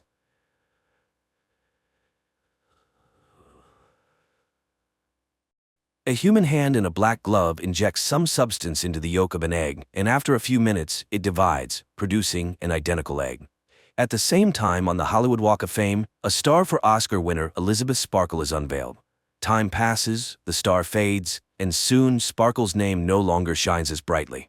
She herself now hosts an aerobics TV show. Despite her age, the woman is fit and looks quite good. However, one day she goes to the restroom, and seeing that the women's restroom is out of order, she enters the men's room. Inside a stall, she hears the voice of the show's producer, Harvey, saying that Elizabeth is outdated and the show needs a young and hot girl. It's time for Sparkle to retire. After all, her Oscar was won at the dawn of cinematography, and it's time to make way for the younger generation. Upset, Elizabeth goes to lunch with the producer, where he laughingly announces her retirement and leaves with a friend. The woman sees a fly in her wine glass and feels just as helpless. On her way home, the actress gets distracted by workers taking down her billboard, and she gets into an accident. In the hospital, the doctor recognizes the star and compliments her, but the woman starts crying because all her fame is now behind her. Embarrassed, the doctor says goodbye and leaves. However, a young nurse suddenly starts examining Elizabeth's back, muttering that she is perfect for an experiment. Before leaving, he slips a flash drive into her pocket with a commercial for a product called Substance. Elizabeth reads the name of the product when an older man calls out to her. It turns out to be her old classmate, Fred. He is happy to see her and offers to meet and reminisce about their youth. Fred writes his phone number on a random scrap of paper, and after soaking it in a puddle, he hands it to Elizabeth, who pretends to be happy to see her old friend. In reality, she falls into a deep depression, especially after she finds a bouquet at home, thanking her for being part of the team all these years. Rereading the word "was," Elizabeth inserts the flash drive into the TV and watches a commercial for a substance whose injection unlocks her DNA and initiates cell division, creating another version of herself. This is the substance, and the person is the Matrix. And while they are two different personalities, they are still the same person, just an improved version that will be younger, more beautiful, and more perfect.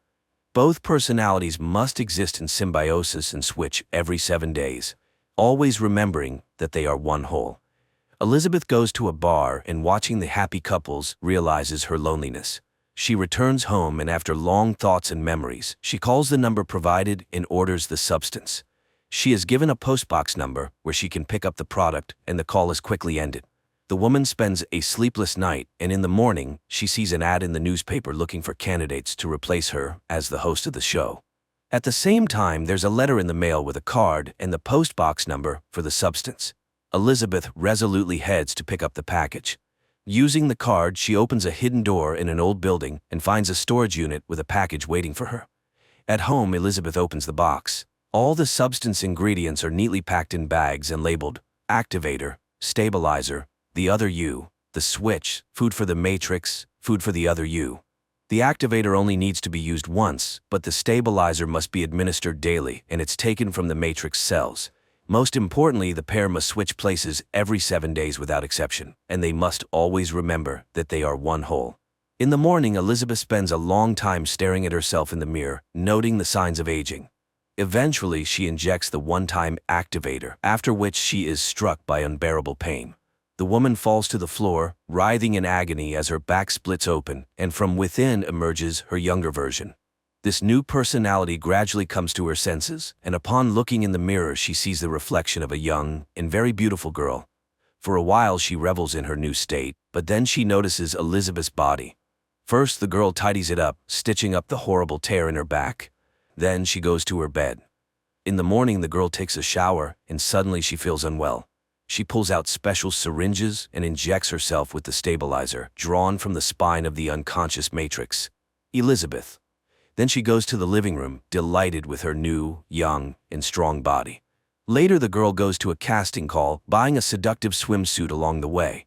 She takes the name Sue and has a stunning effect on the producer's assistants and eventually on Harvey himself. Sue is chosen to replace Elizabeth as the show's host, although the girl immediately warns that every 7 days she will leave to care for her sick mother. This completely wins over Harvey, as the audience will surely love it. Sue begins to enjoy the fame that once belonged to the original version. However, the week flies by, and it's time for the switch. Sue attaches special tubes to her arms, allowing the substance to flow through. Soon Elizabeth comes to, while Sue's body slips into a coma. The woman cleans herself up and goes to the TV studio, where Harvey presents her with a gift from the crew. Back home, Elizabeth marks the days when she can be herself on her calendar. She spends all her time at home. At the end of the week, she receives a message about a new batch of substance delivered to her postbox. After 7 days, they switch again. Sue enjoys her new life, starring in commercials and reveling in her growing popularity. But one day, she starts thinking about the Matrix body and sets up a secret room in the bathroom. Just as she finishes, her neighbor knocks on the door, complaining about the noise from the tools. Seeing Sue, the man is immediately smitten and offers his help, but the girl slams the door and hides Elizabeth's body in the secret room, then replaces her portrait on the wall with her own. Sue's show becomes wildly successful, with the ratings soaring, much to the producer's delight. The girl starts making new friends and attending parties. One evening, she brings a young man home, but when things get intimate, she suddenly feels unwell and remembers that it's time for the switch. Sue rushes to the secret room and performs an additional stabilization procedure. She spends the night with the young man and switches with Elizabeth later than necessary. When Elizabeth wakes up, she finds a living room in disarray and her hands twisted with gout.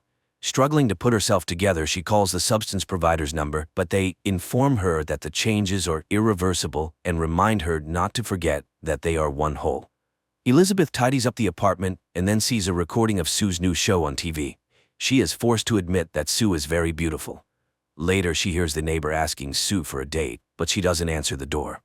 Then she receives a new batch of substance. On her way out, she stops at a cafe where an old man starts a conversation, lamenting that 7 days is too long to wait to return to one's body. He drops his cards, and among them, Elizabeth sees a card identical to her substance card. She recognizes the young nurse who advised her on the experiment in his eyes. He knows that with each time, it becomes harder to remember that you deserve the right to exist. Soon, the second part will literally start consuming her. Elizabeth runs home, bumping into Sue's boyfriend, who of course doesn't recognize her. But this makes her remember Fred. She dials his number, and her ecstatic classmate arranges a meeting at a cafe. Elizabeth dresses up, puts on makeup, and hides her hands under gloves. But unexpectedly, she sees a billboard with Sue on it. Her own reflection immediately disappoints her, and she changes her makeup, then wipes it off entirely. Crying, she rips off her dress and stays home, ignoring Fred's persistent calls, binge eating to cope with her stress and insecurity. When it's Sue's turn again, she steps onto the set and begins the show. However, during the exercises, she suddenly feels something protruding beneath the skin of her buttocks. The girl immediately halts the filming, and while the puzzled cameraman tries to understand what he just shot, she runs to the bathroom, where she finds a lump on her rear and pulls out a fried chicken leg from her navel. She realizes that while she is living an active life, Elizabeth is binge eating at home.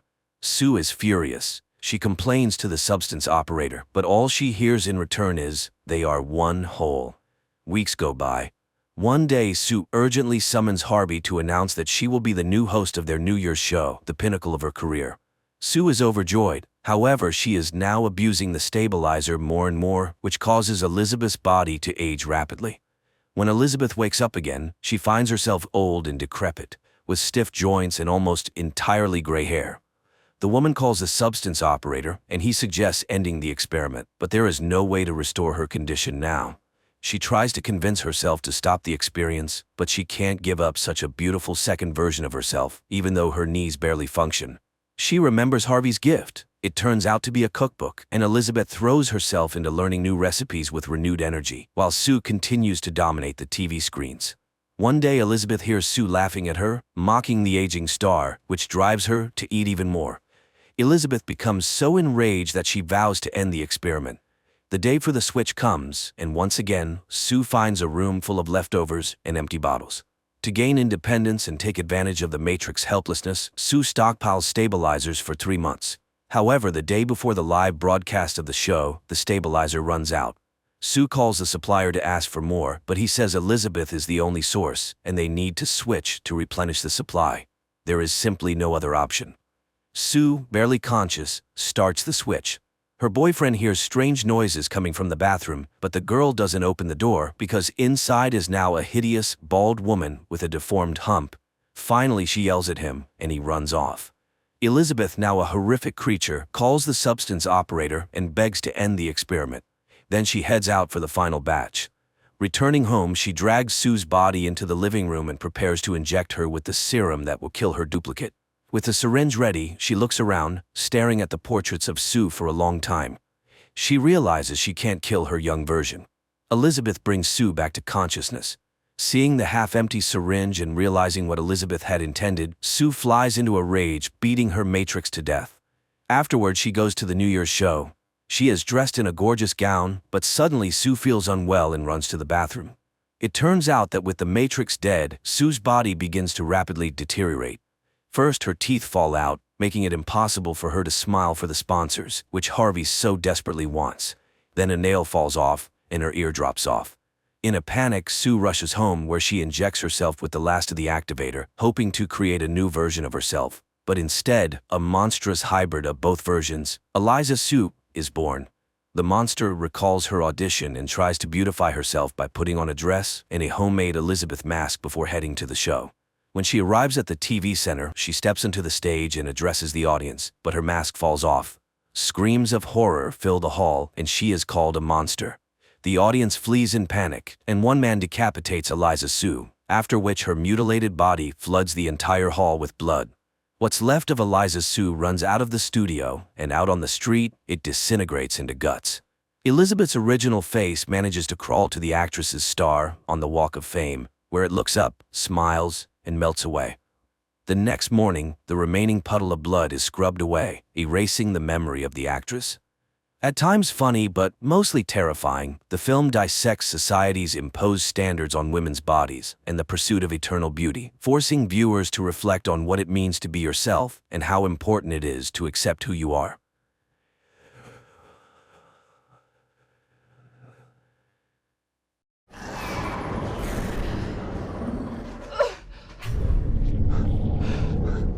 In February 1959, a group of 9 Soviet tourists went missing in the mountains of the northern Urals. 2 weeks later, their bodies were found at the base of Mount Oturton, which in the language of the indigenous people meant the Mountain of the Dead. The place was named after the leader of the expedition, the Dyatlov Pass. Many years later, American student Holly King became so interested in this case that she decided to gather a new group and go to this mysterious place.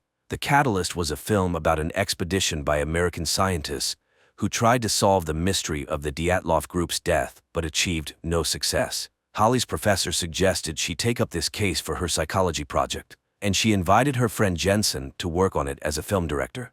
They applied for and won a grant. The professor mentioned that she first learned about these events from a novella by Soviet journalist Yarovoy, who soon died in a car accident after the book's release. Jensen suspected that this was how the authorities tried to cover up something terrible. And although people now know a lot about the events of those years, the complete picture remains a mystery. The most common explanation is hypothermic dementia. Although this can happen to those exposed to freezing, in this case, all 9 experienced tourists started undressing at the same time, which is simply impossible. Another frequent explanation is an avalanche. But if they heard the avalanche, why did they sit near the camp for 3 hours without shoes? So there are many answers to this question, one of which involves the secrets of the Russian military, making it seem that the truth will never be known. The first stage of the journey is a flight from Oregon to Chelyabinsk, from where the group will head to the Mountain of the Dead, named by the Mansi people due to a series of unexplained deaths and mysterious disappearances. So the expedition included sound engineer Denise, climber Andy, president of the Northwest Pathfinders Association, who has conquered all the steep peaks in the USA, and his friend Hauser, who spent a whole year conquering the Himalayas. After gathering the group, the guys began to prepare, buying rations, studying maps, and training in the mountains. On January 25th, the team set off. Sometime later, news broke across all U.S. TV channels about the disappearance of 5 Oregon students in the Ural Mountains. Rescuers managed to find their belongings, tents, backpacks, and other equipment. A Russian TV correspondent reported details about the more than strange disappearance of the group of American documentarians, although experts are constructing their versions of the reasons for the disappearance. In winter, the temperature here can drop to -50 degrees, with strong, piercing winds, whose direction constantly changes. This means that if a person walks against the wind and thinks they are walking straight, they might actually be walking in circles. There are speculations about the intervention of some extraterrestrial devices, which many witnesses saw in these places, or even about the appearance of the Yeti. The Mansi elders recall rumbling and fiery balls over the mountains on the days when the Dyatlov group disappeared. They consider these places a portal to the other world. The students wanted to repeat the infamous Dyatlov expedition, and it seems they succeeded. Rescuers managed to find a camera that captured the last days of the documentarians' lives. A group of hackers posted frames on their portal, showing Holly talking about the darkness that followed her from the open door, while Jensen calms the girl, although she is sure they will not get out of this place. The action shifts to a month earlier, when lively and cheerful students are traveling to the Urals. On the train, they are having fun, hoping for success and worldwide fame. Andy is proud of his acquisition, a phone with GPS, which will help them navigate the mountains, while Holly conducts tests to find out people's desire to hike. Soon the group arrives in the town of Evdel, where they plan to interview the only surviving member of the Dyatlov expedition, who left the route due to illness, but now he is held in a psychiatric hospital. However, doctors do not allow the Americans inside, and they only manage to see the old man showing them a note saying, "Leave." In the evening, the group goes to a local bar. The bartender pours them local moonshine and says that the Dyatlov group stopped here in 1959 and drank the same thing as the Americans. There, they meet Sergei, who speaks English and drives them to the village of Visa, the last point before heading out on the road. The man tells them that his aunt, an English teacher, participated in the search for the Dyatlov group. She claims that in 1959, not 9 but 11 bodies were found near the Mountain of the Dead. Next to the last 2, which looked very different from the others, lay some unknown device. But none of this was mentioned in the reports. After the conversation, the guys set off on foot. At night they stop and set up camp, as the weather begins to change. Hauser prepares a camp dinner, and the guys have fun joking with each other. At night, people see strange lights in the sky and recall reports of orange flashes over the Dyatlov camp, but they decide they still won't be able to solve this mystery and go to sleep. However, in the morning, they notice numerous barefoot tracks of unusual sizes around the tents, resembling human ones. The main thing is that the tracks have no beginning or end, as if some creatures did not come to the camp but flew in. Nevertheless, they set off to explore the area. Soon the students find an abandoned meteorological station, around which the same tracks are found. And in the station's booth lies a torn-out human tongue. Denise panics and asks Holly to leave. But Jensen tells her about a pass in China where animals and birds crash into cliffs and people go insane and die. It is said to happen because of the sound of the wind. Holly admits that she had a similar dream. Mountains, snow, and some door with darkness behind it. And then she heard about the Dyatlov Pass and realized that she would find out everything here. During their conversation, the camera captures 2 human figures running far in the background. Later they go further and unexpectedly come to the Dyatlov Pass. Once, 9 people set up camp in this very place, had dinner, and went to sleep. But somewhere between 9 and 11 at night, something that the authorities called an unknown irresistible force forced them to leave the tent in such horror that they cut it from the inside and ran into the night, where it was -28 degrees. Holly marks the places where their bodies were found. The first deceased, Rustem Slobodin, Igor Dyatlov, the group's leader and the most experienced tourist. It was probably his idea to leave the tent. Zinaida Kolmogorova was closest to the camp, the only victim who resisted, as her tongue and most of her oral cavity were torn out. Lyudmila Dubinina, Nikolai Thibault-Brignol, Alexander Zolotaryov, Alexander Kolevatov. The cause of death for all was called hypothermia, but Rustem and Nikolai had serious skull injuries, and Lyudmila and Alexander had broken ribs, which was not observed in others. There were no signs of an attack on any of the bodies, no external injuries.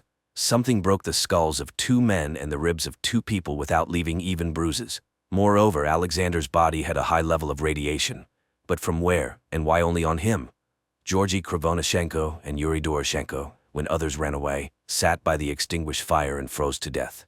While Holly is conducting research, Andy is surprised that their group somehow covered 22 kilometers in one day. Everyone's watches, GPS, and even the compass stopped working. Some guys suggest leaving the mountains before it's too late, but Holly persuades them to stay and finish the film. At night, Holly notices that the Geiger counter starts signaling, and together with Jensen, they go up the slope, where they find a high but not deadly level of radiation. Unexpectedly, the students discover the entrance to a bunker, closed with an iron door. Holly wants to open it, although Jensen is categorically against it, as Russian authorities did not build it here for nothing, closing something dangerous in the mountain. However, it turns out that the door is open and just a bit frozen.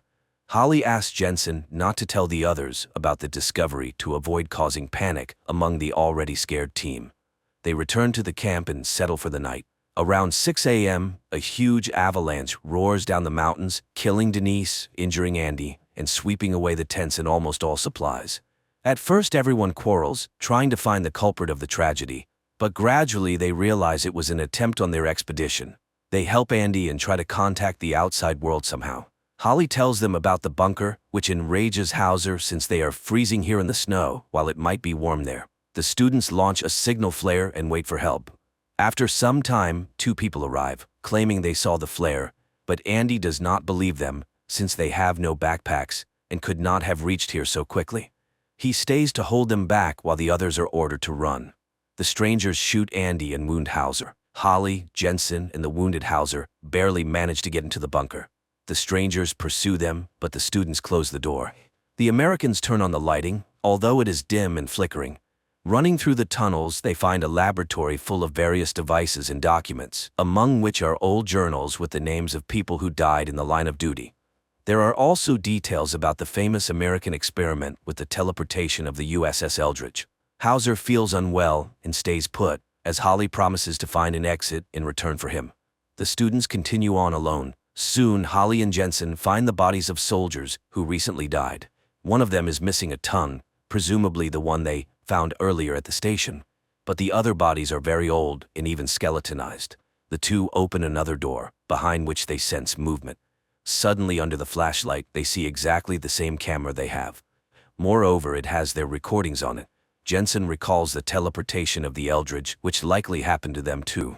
At that time, many soldiers mutated, turning into something incomprehensible. At that moment, they hear Hauser's screams and rush to him, finding their friend being torn apart by 2 humanoid mutants. Noticing the newcomers, the mutants attack them. Resembling skeletons covered in skin, the mutants seem to possess the ability to teleport as they appear out of nowhere in any place. Jensen and Holly leave their friend's body, run out of the bunker, and close the door. To their surprise, the mutants do not chase after them. The survivors turn around, and instead of a snowy field, they see a fossil forming a huge round tunnel. The students realize that this is the path for the mutants' teleportation. Holly throws debris inside and sees that the passage is activated. Looking around, the couple finds drawings on the walls made by the local inhabitants and understands that they discovered this place, built by an ancient civilization once living under these mountains. Such portals can be anything, even weapons scattered around the world, which explains many great mysteries. They do not know where it might take them, to which space or time, but Jensen suggests they need to mentally focus on the place they intend to go. And it will work. The only place that they both clearly imagine is the surroundings of their camp near the bunker entrance. They have no choice but to head into the tunnel. The plot shifts back to 1959, when a Soviet girl from the search team finds their bodies and is very surprised because the rescuers have already found all 9 participants of the expedition. Approaching Soviet soldiers take the bodies to the bunker, while one major picks up the Americans' camera, not understanding what it is. The soldier wants to place the Americans with the other bodies, but the major orders them to be placed in a separate room for examination by a doctor. Undressing the deceased, the soldiers are astonished by the unusual clothing for the 1950s. The naked bodies of Holly and Jensen, now looking like mutant bodies, are hung on hooks in a separate cell. The sergeant places the camera under a light. When everyone leaves, the creatures begin to revive. The man lifts his head, and looks at the woman. She directs her gaze at the camera, and an angel wing tattoo is visible on the right side of her neck, the same one Holly had. Despite some inconsistencies, the storyline adheres to most known facts, although the American-Russian creative team skillfully handled the mystified legacy of the USSR. However, the found footage effect combined with acting, special effects, in magnificent locations is good enough to ensure the thriller's watchability.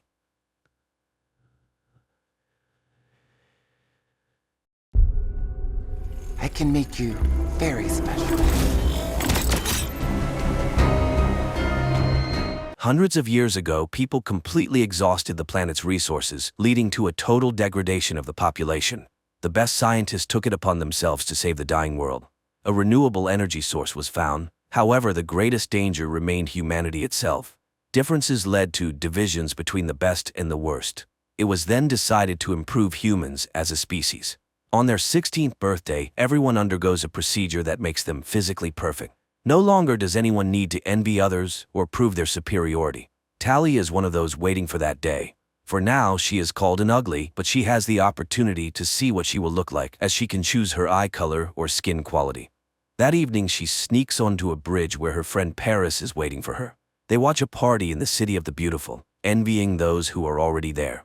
Paris is 3 months older than Tally, and tomorrow he will undergo the operation and move to the city.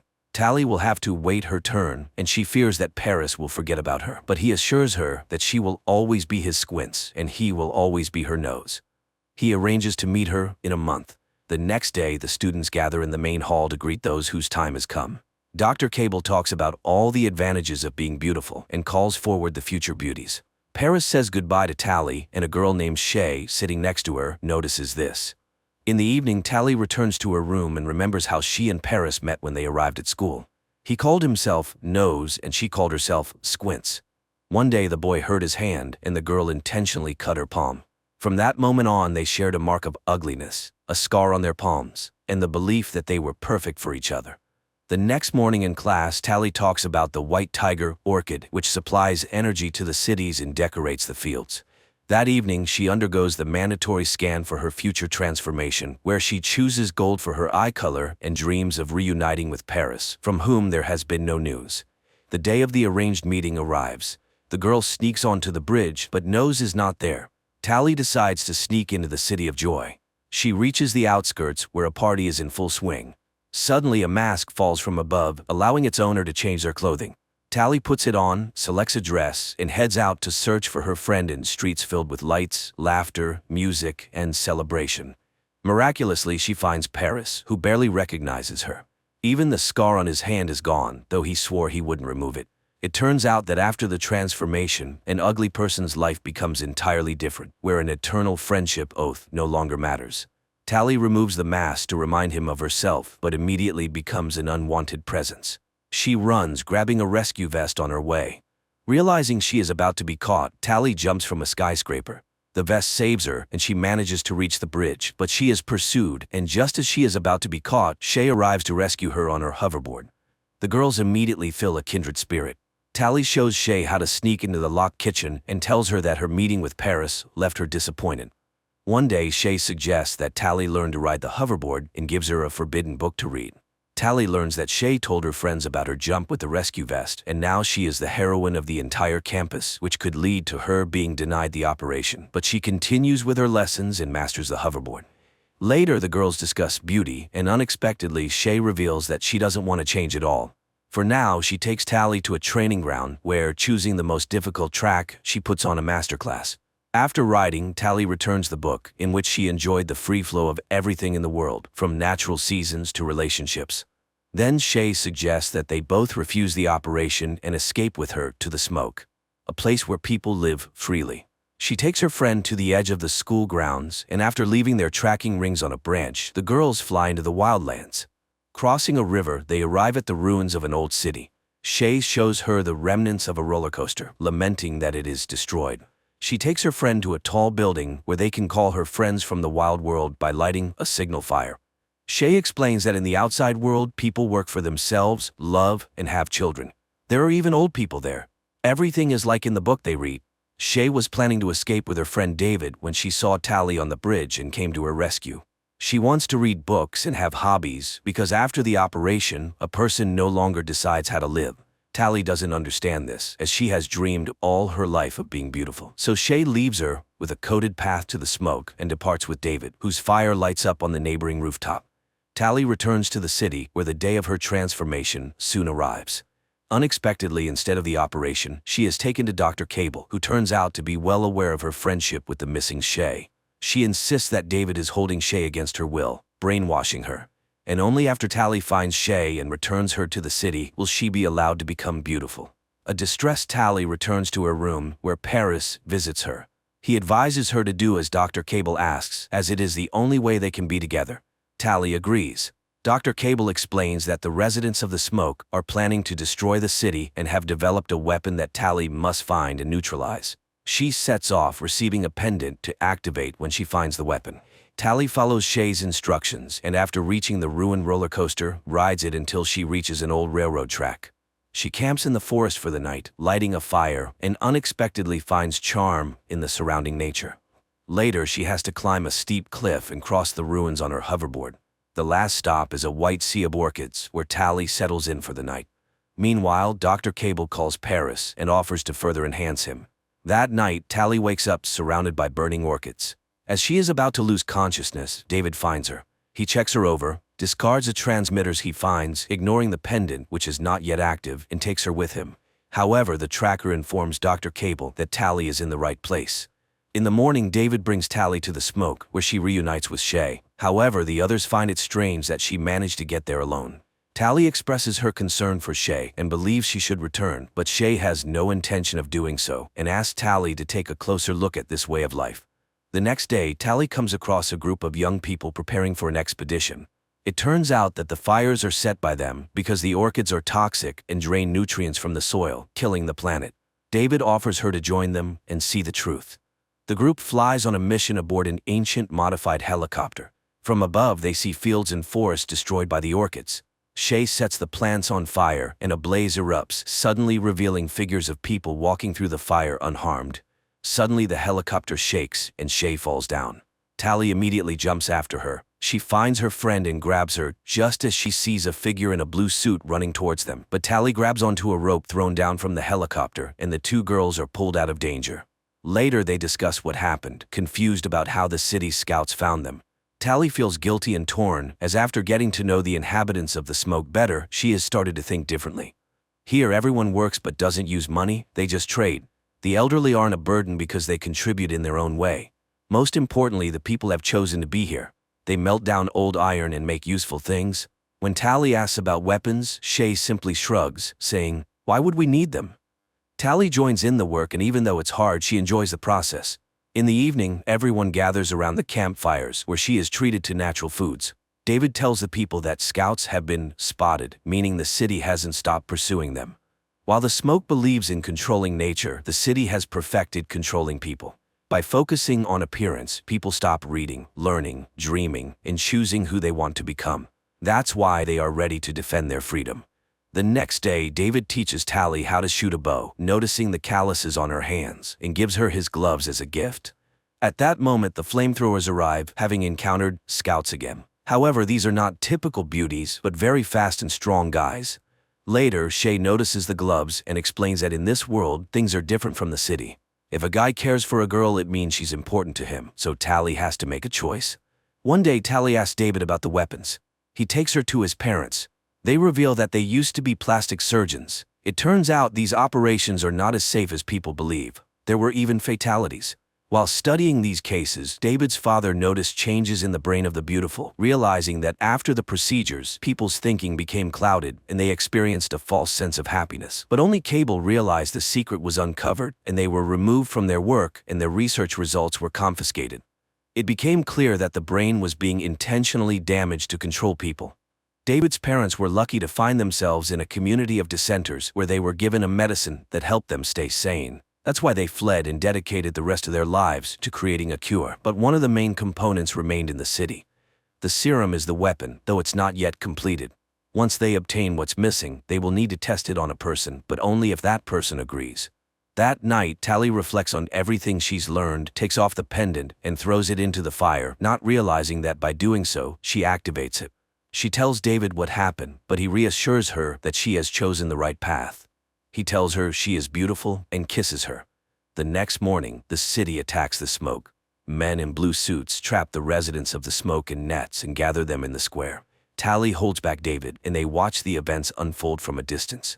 Cable interrogates David's parents, and when she gets no answers, she orders Paris to kill David's father. He reaches out and with one swift movement, snaps the man's neck. David rushes out, and together with his mother, they cry over his father's body. Paris sees Tally but doesn't touch her, while Cable thanks her for her cooperation, revealing her true mission. As Shay expresses her disgust towards her, David's mother secretly slips a vial of the medicine into her son's pocket. Tally breaks free, runs to David's house, and sets it on fire. In the chaos, David escapes into the forest. Tally, shooting her pursuer with a bow, also runs while the townspeople burn down the settlement and take its residents away. Later, Tally finds David and tells him that she didn't know the whole truth, and the residents of the smoke paid the price. She is ready to help him get to the city and fix her mistake. She takes him to the school, introduces him to Shay's friends, and asks them for help. The young people start a rebellion, writing the words "Smoke Forever" above the city, diverting attention from the main goal. Taking advantage of this, Tally and David sneak into the laboratory, but to access the right level, the school ring is not enough. David takes it from a guard, and the pair find and free the residents of the smoke, but Shay has already been taken for the operation. Tally, David, and his mother rush after her, but it's too late. Shay has been turned into a beauty, and she really likes it.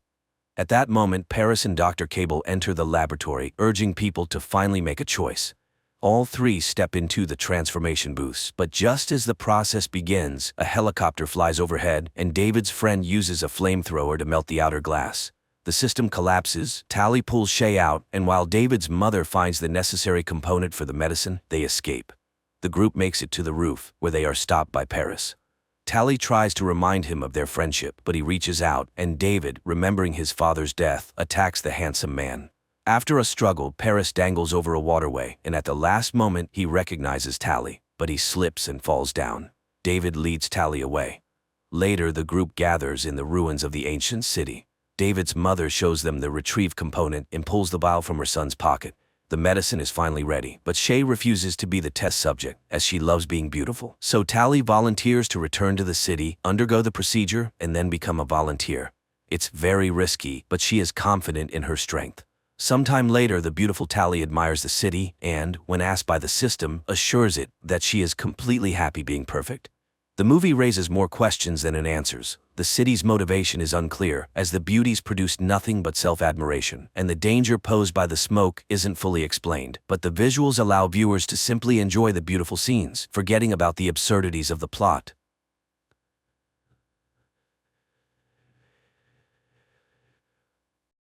2157. A voiceover narrates, Earth has forgotten about wars and famine. Nature has revived, medicine has conquered deadly diseases. Humanity is exploring unknown planets, entrusting the search for extraterrestrial life in deep space to students full of strength, courage, and a belief in goodness. A young man named Max embarks on another flight. Suddenly, his spacecraft is damaged by an asteroid and makes an emergency landing on an unknown planet. Max steps outside, and immediately his shuttle explodes, leaving him without communication. But he doesn't despair, and first of all, decides to explore. By all parameters, the planet resembles Earth, and the astronaut hopes to find help and maybe a communication system here. But an indigenous inhabitant captures him in the forest. To understand the language of this planet, Max inserts a translator capsule into his ear. The indigenous person, named Zeph, turns Max over to the authorities. They put a helmet on Max that can project a person's thoughts and memories onto a screen and begin the interrogation. At the same time, in a nearby room, Corporal Gaius is assigned to transport Max to the capital as a subconvoy. Here, Max senses a strange signal, and everyone around starts chanting the anthem of the guard. Later, they pass by a strange tower, which, according to Gaius, serves to protect against enemies. Suddenly, its base explodes, and the structure collapses onto the road. Gaius is trapped inside the car, but Max pulls the corporal out. It turns out that this act was carried out by the rebels, the main enemies of the supreme authority of the state. The two men reach the capital on foot. Meanwhile, the head of the Department of Special Research, known as the Wanderer, summons his subordinate named Fank and instructs him to deliver Max to the department. Fank takes Max away, while the Republic's prosecutor reports that the Wanderer has taken in a strange savage and instructs gathering all available information about it. Then it's time to activate the towers, and everyone prepares in their own way. The prosecutor enters the bathroom and clamps a special stick between his teeth. Meanwhile, Fank has a seizure, and while soldiers assist him, Max manages to escape from the vehicle.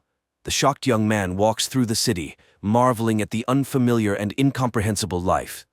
Meanwhile, the unknown fathers gather for a meeting, as they call the rulers of this planet. After a long walk, Max enters a local cafe where he stands up for a waitress who was insulted by one of the patrons.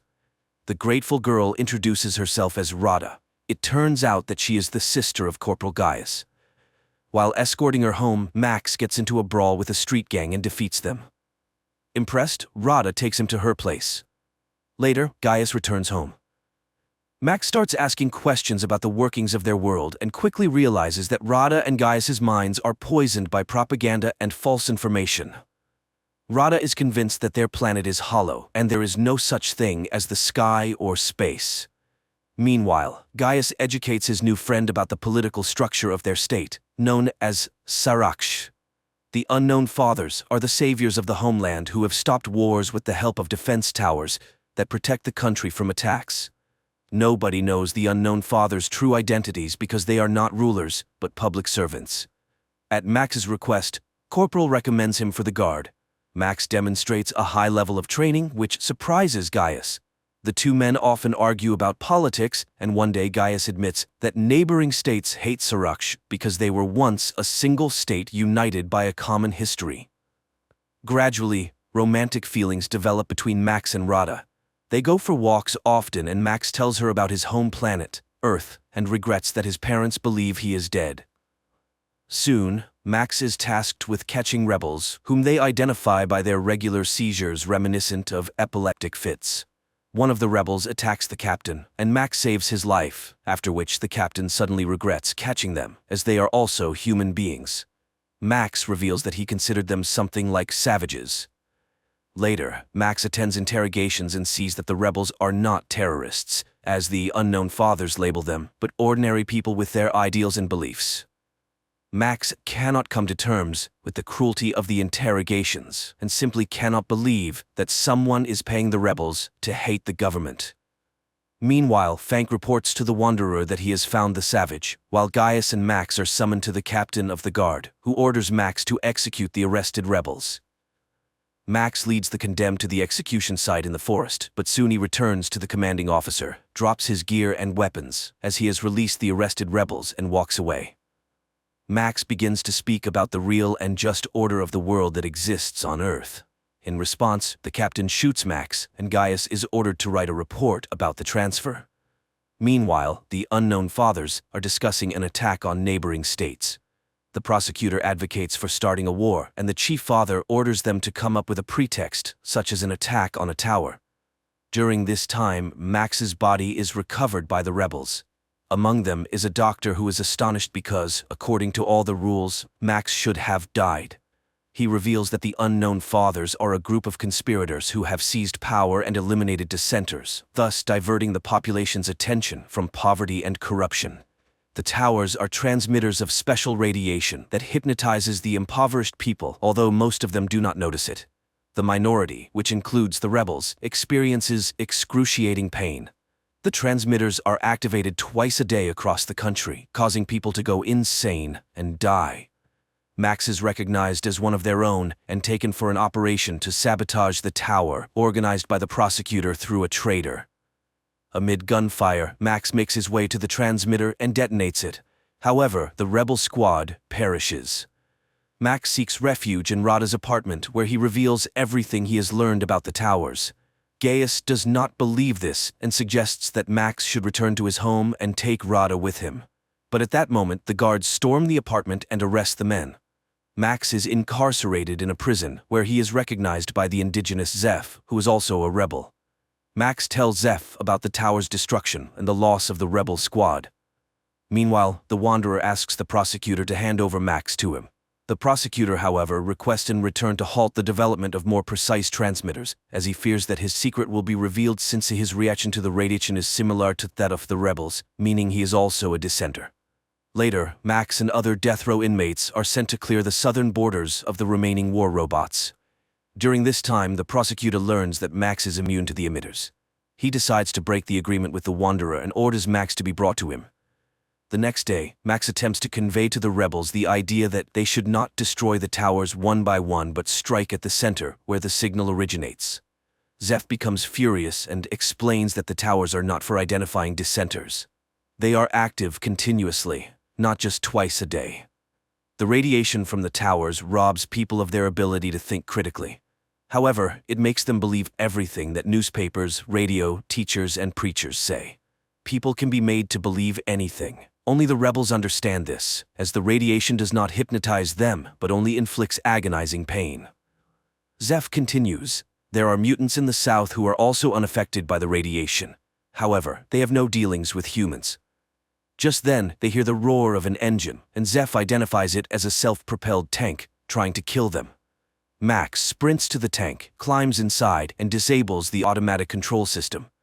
He then informs his friends that he is heading south to find allies and destroy the towers. At the border, the military attempts to stop the tank, and among them, Max recognizes Gaius. Taking him captive, Max breaks through the barricades. On the way, Max tells Gaius about the true situation on this planet, and Gaius becomes convinced of his accuracy when, at the designated time, he is outside the tower's range and does not feel the radiation. Gaius gets angry upon realizing that he has been a puppet of the government all this time, but Max tries to calm him down and reminds him that there are 40 million people like him, and it is for them that he initiated this rebellion. During a stop, residents of the steppes, referred to as mutants, appear near the tank. They behave peacefully and offer food to the travelers. The guys proceed to the ruler of these lands, noting the poverty and destitution of the population. They are told that it is dangerous to live here after the last war, but these people are outcasts with nowhere else to go. Max suggests to their leader, the Duke, to start a rebellion against the Unknown Fathers, but the mutants are physically and morally too weak to help in the uprising. The mutants propose that the guys seek help from the Island Empire. However, to do that, they must pass through contaminated lands. So the Duke gifts them an old bomber and the guys take to the sky. During the flight, the bomber is exposed to the radiation from the towers, and Gaius becomes fanatically devoted to Max, obstructing him from piloting. Max struggles to maintain control, and the bomber collides with a tower. Gaius suddenly snaps out of his fanatic state with no recollection of what he had just done. However, their aircraft is shot down by the automated anti-aircraft defense system left over from the previous war. The downed bomber crashes into the sea, but Max and Gaius manage to escape and reach the shore. On the shore, they discover an abandoned submarine, and Max decides to go inside. At the same time, in the city, the prosecutor orders Rada to be brought to him, and his men snatch her off the street. He claims to be Max's friend and shows Rada a recording of his escape. However, she doesn't believe him and refuses to assist the prosecutor in his search for her beloved. Rada is thrown into prison. Meanwhile, Gaius, impatiently waiting for his friend, swims to the submarine where they discover evidence of horrifying experiments conducted on prisoners. The guys reach the control room and view video recordings of mass executions of Gaius's fellow countrymen by the representatives of the Island Empire, whom they were seeking help from. Gaius is horrified by the fact that these monsters could invade his country. It becomes evident that forming an alliance with the Empire is not an option. The guys return to the shore, where they are met by a coastal patrol. It turns out that a war has broken out with a neighboring state, and like most of the prisoners, they will be sent to the front. Meanwhile, the Wanderer, desiring to lure Max into his department, engineers Rada's escape. He laments how the war has disrupted all his plans and assigns Fank the task of finding and bringing Max back, confessing that he is afraid of him. At the same time, Max and Gaius are dispatched to the front, where they reunite with Zeph. Their commander turns out to be the captain of the guard, who refuses to hand over the Earthling to the arriving Fank. The guys are sent into battle on old tanks when Fank finally locates Max. However, Max refuses to leave his friends and stuns the officer, tossing him into their tank. The battle commences, but Max directs his vehicle to the other side of the battlefield. Gaius blindly obeys him, influenced by the radiation, and pulls their unconscious friends out, which the captain witnesses. Gaius offers his body as a shield when the captain prepares to execute Max for desertion, but the wounded Max gathers his last strength and kills the commander. Max mourns his friend, but upon hearing Rada's name from the now conscious Fank, agrees to cooperate with the Wanderer. After the battle ends, Max buries Gaius while listening to Fank's proposals. He will have an apartment on the Institute's premises, his car, and freedom of movement. But he will only see Rada once he proves his loyalty to the state. Meanwhile, the prosecutor heads to the Wanderer's department where he deceitfully meets with Max. He proposes that Max overthrow the Unknown Fathers by providing the coordinates of the center that controls the tower system. Upon infiltrating the center, Max must activate special radiation, causing waves of depression, which will subdue all the people in the country, including the military. Then, Max must eliminate the Unknown Fathers. Afterward, he will become the ruler of the state and free Rada, who's in the Wanderer's hands. The prosecutor will serve as his advisor. Max takes Zeph with him and embarks on the mission. He arrives at the center and issues orders to his associates, instructing them to detonate the bomb in the trunk if he does not return. He easily gains access to the interior, but is halted by guards just before reaching the elevator. Max incapacitates them, but the men regain consciousness and pursue him. Max reaches the control center and activates the depression mode throughout the country. The Wanderer watches as people fall to the ground and rushes toward the control center. Meanwhile, Max returns to retrieve the bomb, places it inside the building, and triggers it. Then, he leaves the site of the impending explosion. The Wanderer initiates a pursuit of Max and, catching up with him, engages in a confrontation. At that moment, a powerful explosion resounds, destroying the main transmitter. People on the streets begin to regain their senses and sobriety as Max rushes to find Rada and locates her in a cryo chamber. He carries the girl outside, but the Wanderer blocks his path. It is then revealed that he is, in fact, an employee of Galactic Security from Earth who arrived on the planet 20 years ago to assist it. Now, chaos erupts on the streets, leading to a power struggle in which many people will perish. In his rage, the Wanderer beats up a foolish student who destroyed the fruits of his labor. Forgetting about economics and inflation, the state faces famine and invasion from neighboring countries. Max starts to resist and, in turn, accuses the Wanderer of allowing the construction of the towers and the enslavement of the local population. However, the Wanderer reminds him of the laws of history, where all rational beings go through the experience of wars and enslavement. This planet is no exception. It is at this point that Max declares that he is now home. As long as he is alive, he will fight against inflation, hunger, and wars, and will not allow the establishment of yet another society based on slavery. Rada comes to Max, and as they stand together, the Wanderer smiles.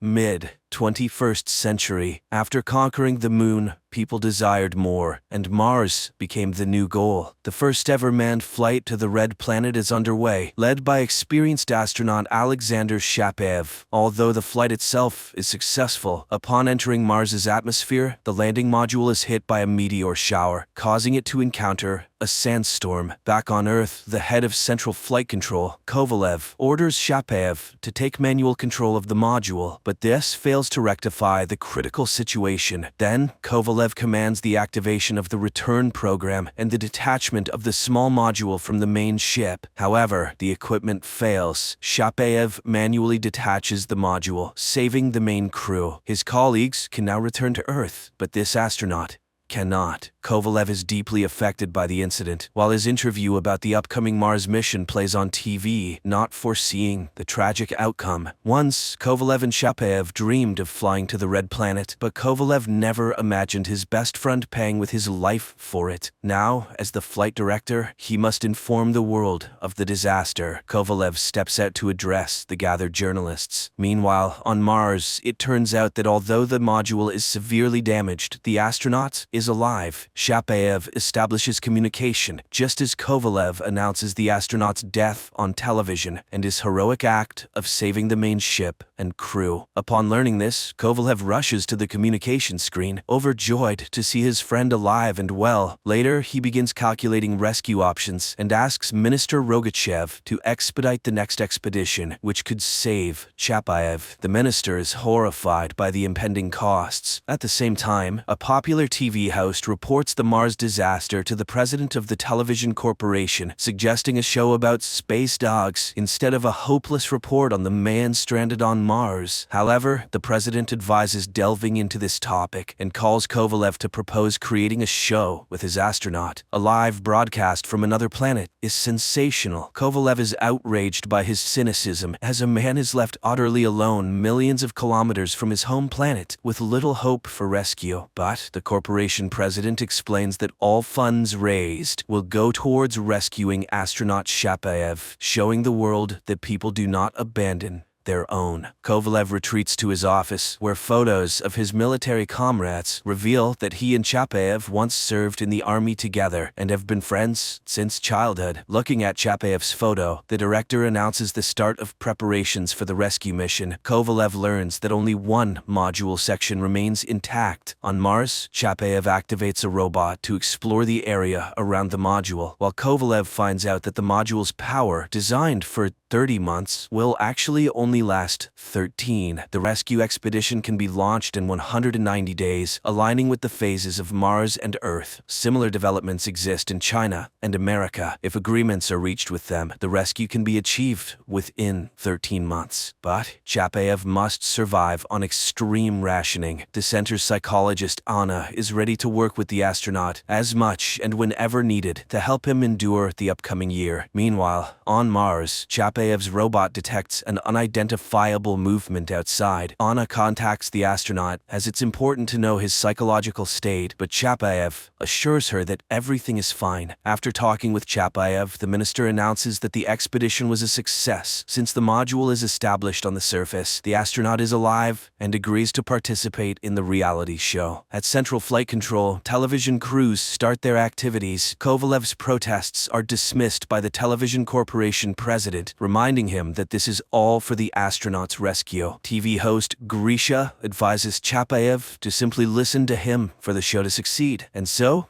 the show begins. The TV host introduces the world to the man cast to the edge of the universe, but Chapayev takes the floor and starts simply talking to people, sharing what he has learned about Mars. He does this with a great sense of humor, winning the love of the Earthlings. However, the man struggles with the loneliness on an alien planet. One day, he contacts Earth because he heard strange sounds, but the communication specialist Peter detects nothing unusual, and Chapayev disconnects. During this time on Earth, the TV host again urges the president of the television corporation to abandon the filming, but he then reveals the true nature of the show. Live observation of a man on the brink of life and death. Chapayev quickly becomes first a Russian and then an international celebrity. He is nicknamed the Alien. Videos of his broadcasts about the structure of the universe rapidly gain views on social media, and his live connections draw vast audiences. Children ask their questions, to which the astronaut responds simply and clearly, earning him immense love from viewers. However, some envy the astronaut's fame. Anna's fiancé, Pyotr, starts to feel jealous of Chapayev, with whom she communicates for several hours a day, a fact noted by the TV host. Unexpectedly, the downside of the show becomes apparent. The live broadcasts consume a lot of energy, and Chapayev can only survive under conditions of increased conservation. But the president of the television corp insists on continuing the show, as the more money they earn, the faster they can organize a rescue expedition. Kovalev announces an increase in broadcasts despite Anna's outrage. Meanwhile, on Mars, Chapayev continues to conduct planned experiments and occasionally hears strange sounds, which Pyotr consistently misses. One one day, the astronaut begins to suffer from terrible headaches caused by some unknown radiation, but then they suddenly stop, and he hears his mother's voice, which delights him. The next day, he tells young viewers about the universe, space, and Earth. The children listen to him, holding their breath. Suddenly, he confesses that from the very first day on Mars, he felt like he was hearing sounds, as if someone was trying to talk to him, and now he is sure that he is not alone on Mars. This conversation causes alarm at the flight control center. Apparently, Chapayev is starting to hallucinate. The minister demands to find out what is happening with Chapayev. Psychologist Anna requests a private conversation with the astronaut. Chapayev confesses that the sounds he heard seem to express what is inside him, as if he is the cause of everything happening, not the consequence, as if there is no time, no space, not even Mars. It seems the people created this reality and are now trying to understand it. People create universes, planets, harmony, or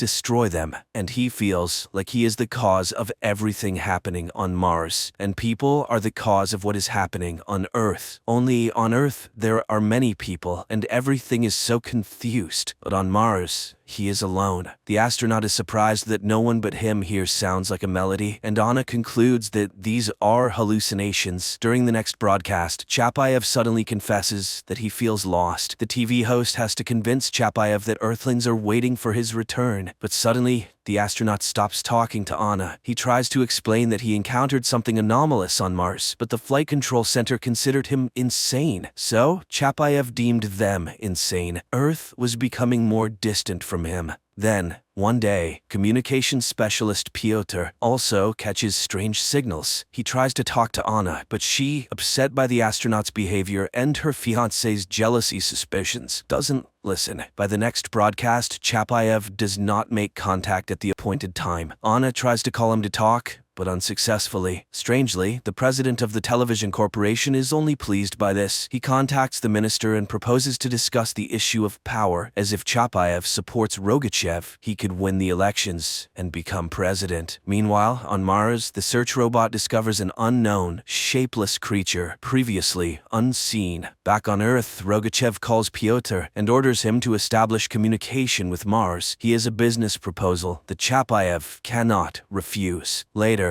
the astronaut goes on air with a rather strange message about life on Mars, showing a toy Martian. Then he agrees to participate in a new show called Chapayev Knows, where he starts giving advice in virtually all spheres of human life. He becomes the most popular person on the planet. Anna realizes that something is wrong, and one day she literally corners her fiancé, demanding he tell her everything he knows, and he confesses that there were indeed some sounds on Mars, but it's impossible to talk to Chapayev because all communication channels are blocked. The astronaut continues to explore Mars with the robot. Meanwhile, on Earth, Kovalev comes to the minister. The money is collected, and it's time to start the rescue expedition. But suddenly, the minister declares that rescue is impossible under any circumstances. Chapayev is a routine loss. The funds raised from the show have disappeared into thin air. The program is winding down, and Kovalev is fired. Meanwhile, Chapayev continues to experience headaches from the unintelligible sounds emitted by an unknown entity attacking the module. At the same time, Kovalev approaches the president of the television corporation for help, and he asks to wait until tomorrow. The next day, the show starts with Chapayev urging Earthlings to vote for Rogachev, who has nominated himself for president. But at the moment when the minister is bowing before the monitors, a special forces group bursts into the television center. The broadcast is interrupted, and everyone sees that it was not Chapayev, but the TV host addressing the people. It turns out that a duplicate of the module was built in one of the television studios, and a computer model of the astronaut was created. The police began an investigation to identify the client of this monstrous scam, asserting that there was no accident on Mars, and thus, no astronaut. Supposedly, the entire story was invented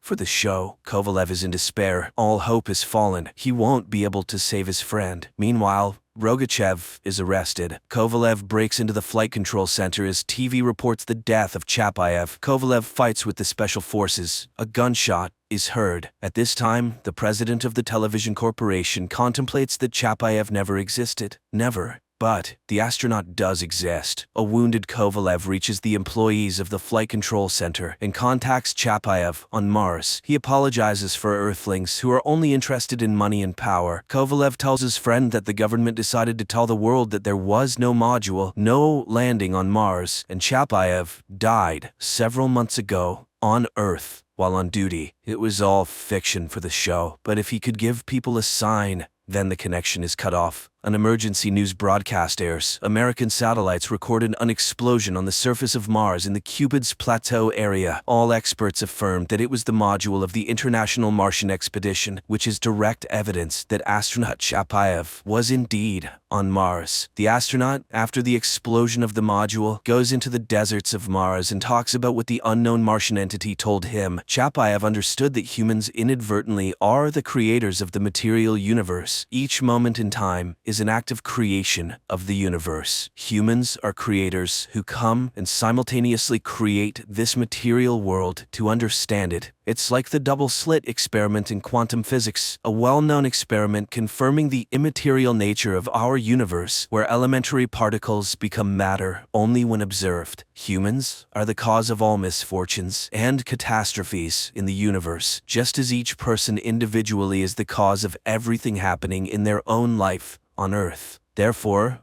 only humans can change this life, the world, and the entire universe, if they can change themselves. Next, we see how Chapayev voluntarily dissolves and merges with the universe, from which each of us appears in this world.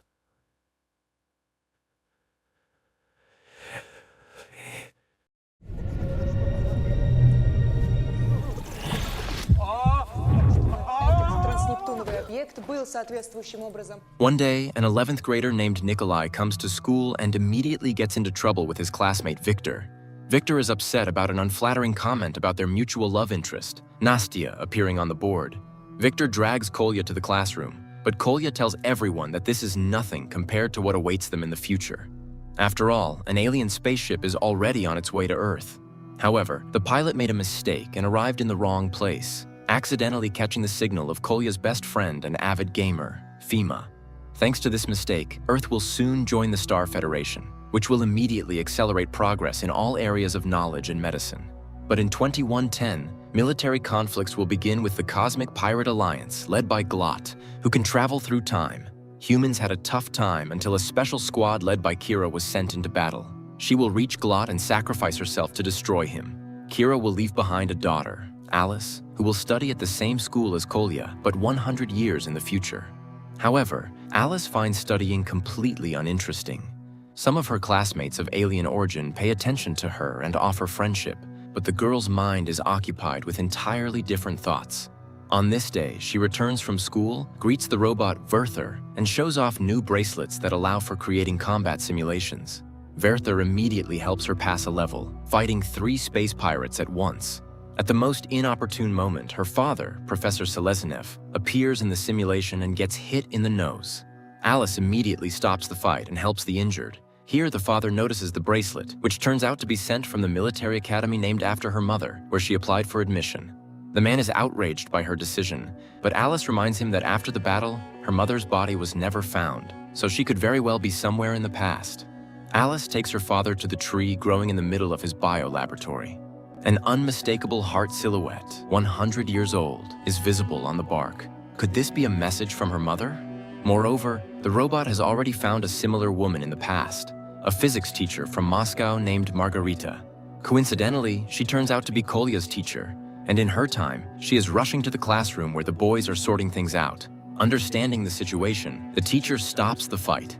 Kolya gets a reprimand and is ordered to erase the nasty comment he wrote on the board. Kolya and Fima go to the classroom, but the permanent marker doesn't come off, and Kolya decides to find a more effective solution in the lab.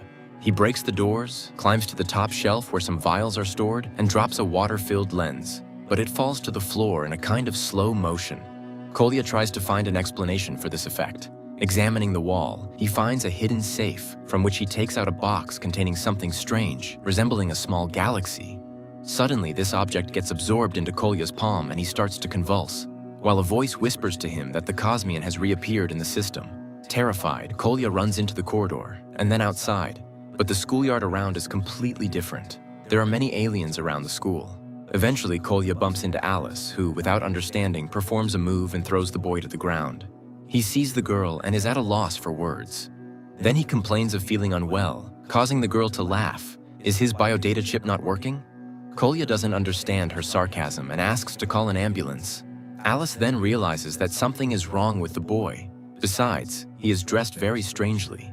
Kolya shows his pass, a badge, and the girl asks him to look around. Realizing that this is the future, the boy loses consciousness. Meanwhile, in a space prison, a pirate named Jolly, because he is always laughing, escapes from his cell, comes to the cell of the space pirate Glot, and admits that he has been recognized as the captain of the Alliance. But Glot reminds him that without the Cosmian, they won't be able to conquer even the most underdeveloped planet. He can feel its waves and can find it. Jolly agrees to cooperate and frees Glot. Glot uses his mental powers to force the guards to self-destruct, and the pirates escape. Meanwhile, Kolya regains consciousness and is frightened by the robot Werther. Alice confirms that it is the year 2124.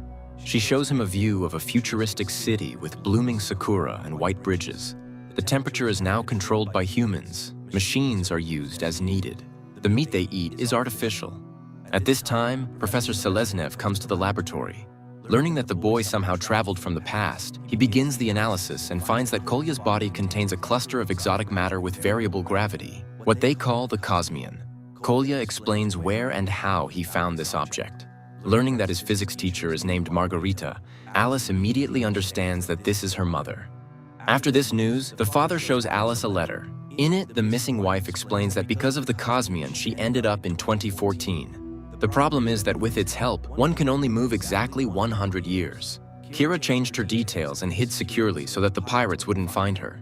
She asks her daughter to look after her father, and she will always be proud of her. Alice runs out of the room in tears. Kolya rushes after her. Alice, sitting under the tree, tells her virtual father everything she thinks about him. Werther leads Kolya to this place and explains that meeting oneself in another time leads to a continuum failure. And then the space pirates appear. Glot captures Kolya with his mental power, but Werther manages to activate the alarm signal. Glot reports that they can't take the Cosmian while the boy is alive, and the pirate Jolly prepares his weapon. But Alice rushes into the fight, using bionic arms. The professor appears, trying to stop the fight. However, Kolya, obeying Glot's mental power, shoots the professor. An energy release occurs, and reality begins to change. Alice, Kolya, and the pirates find themselves in the middle of a highway in 2024. Alice and Kolya run away, and Jolly chases them, jumping on cars. Werther helps the kids, and when the pirate catches up with the pair and stabs Alice with a sword, it turns out to be her hologram. Then the pirate cuts the robot in half. Angry, he complains to Glot, but Glot takes control of a motorcyclist and knocks his partner down. However, Jolly gets up and finds Kolya's pass card on the road. Now he knows which school he attends and plans to do without Glot. Meanwhile, Kolya and Alice ride away from this place by subway.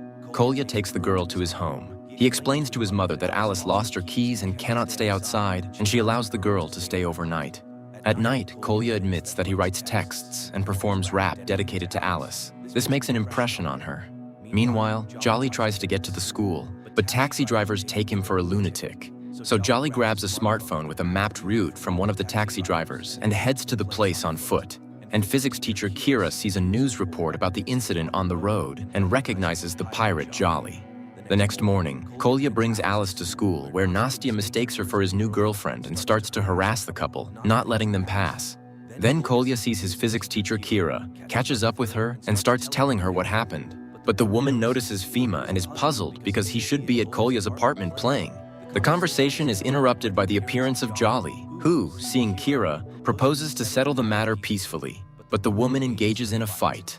The pair wreck everything around, and eventually, Kira ends up in the physics classroom, where Alice, Kolya, Fima, Nastya, and her new boyfriend Victor are hiding. They barricade themselves inside, Jolly breaks in, and Alice asks Kolya to take them to the future. But to activate the Cosmian, strong emotions need to be evoked in Kolya. And when the pirate breaks through the wall, Alice kisses Kolya. Temporal vortices start immediately. Taking advantage of the pirate's confusion, Kira cuts off his arm. The whole team is transported to the future. However, it is not at all a wonderful place. The school is destroyed and battle robots are flying outside. Kira hits one of them with a sword, and its outer mask falls off, revealing the robot assistant Werther underneath. He explains why the world has changed. It turns out that in the original story, Fima, on the day of Kolya's first transfer to the future, went to his apartment to play in a gaming tournament and accidentally received the signal from the lost alien courier, which led Earth to join the Star Federation. But in the new reality, Glot, who ended up in the past, directed Fima to school instead of the tournament and took the signal himself. Earth turned into a Pirate Alliance outpost, enslaving humanity and forcing them to work for a bowl of soup.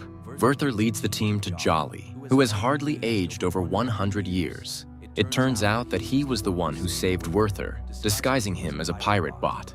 Kira doesn't believe the pirate, but he convinces the team that he is now on their side. And all these years, he has been craving revenge on Glot for betraying him, although by the oath, he cannot harm him personally. If they destroy Glot, everything will return to normal. 100 years ago, Fima received the signal, so they need to go to Kolya's apartment and stop Glot in the past. Kira, Kostya, and Jolly head to Kolya's apartment to thwart Glot's plan. Meanwhile, Fima suddenly wonders why Glot didn't track their move.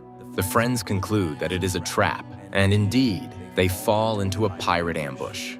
Their friends rush to their rescue, and Victor destroys the attackers with a bomb found on Jolly. But it also collapses a huge building on the street. Frightened Kolya tries to save his friends and moves them to the past, to their time. But he returns to the future, where a fierce battle with the surviving pirates is underway. Jolly locks Kira in a room, taking the blows on himself and receiving a fatal wound. Glot appears, happy to announce that he is now free from the oath. He waits for his former comrade to die. In the past, Kolya's friends run to his apartment where they find Glot. In the future, Kolya, Kira, and Alice also arrive at Kolya's apartment. He tries to move to the future, causing the realities to fluctuate, merging and diverging. In the past, friends beat each other on Glot's orders. And in the future, also under Glot's influence, Alice starts to strangle Kolya. She tries to resist Glot's mental command, but she can't. Kolya dies. Glot of the future receives the Cosmian. Alice, freed from his influence, rushes to revive Kolya, but it's all in vain. But when the girl starts crying over him, he suddenly opens his eyes. At this time, Glot absorbs the Cosmian. Alice tells him that her mother is still alive and she can defeat him again. But he reminds her that 100 years ago, in this apartment, he killed Kira and Kolya's friends. Kolya disputes with Glot, claiming that in the past, his friends can still defeat the pirate. Angered, Glot offers him to see it for himself and moves them to 100 years ago in the past. But when Glot, Alice, and Kolya arrive in 2024, the future Glot meets the past Glot, causing a continuum failure, making Glot multiply first and then disappear. This was Kolya's plan. The unclaimed Cosmian begins to work on its own until Kolya reaches for it. However, the resulting anomaly throws Alice and Kira into 2124. Kolya ends up in an intertemporal space, from where he is thrown into his 2024. He wakes up in a hospital, where the jubilant Fima reports that he managed to receive the signal from the alien courier, and this restored history to its original course. Kolya realizes that the Cosmian inside him is gone, and now he can no longer travel through time, and he will never see Alice again. Meanwhile, Alice and Kira find themselves at their home and see their husband and father alive and well. It turns out Kolya wrote him a warning letter that was delivered 100 years later, and he managed to substitute his hologram under the pirate's shot. Later, Kolya and his friends plant a tree as a symbol of caring for the future. Kolya draws a heart on the tree, and Alice receives this message in the future, understanding that the boy remembers her. This is where the movie ends.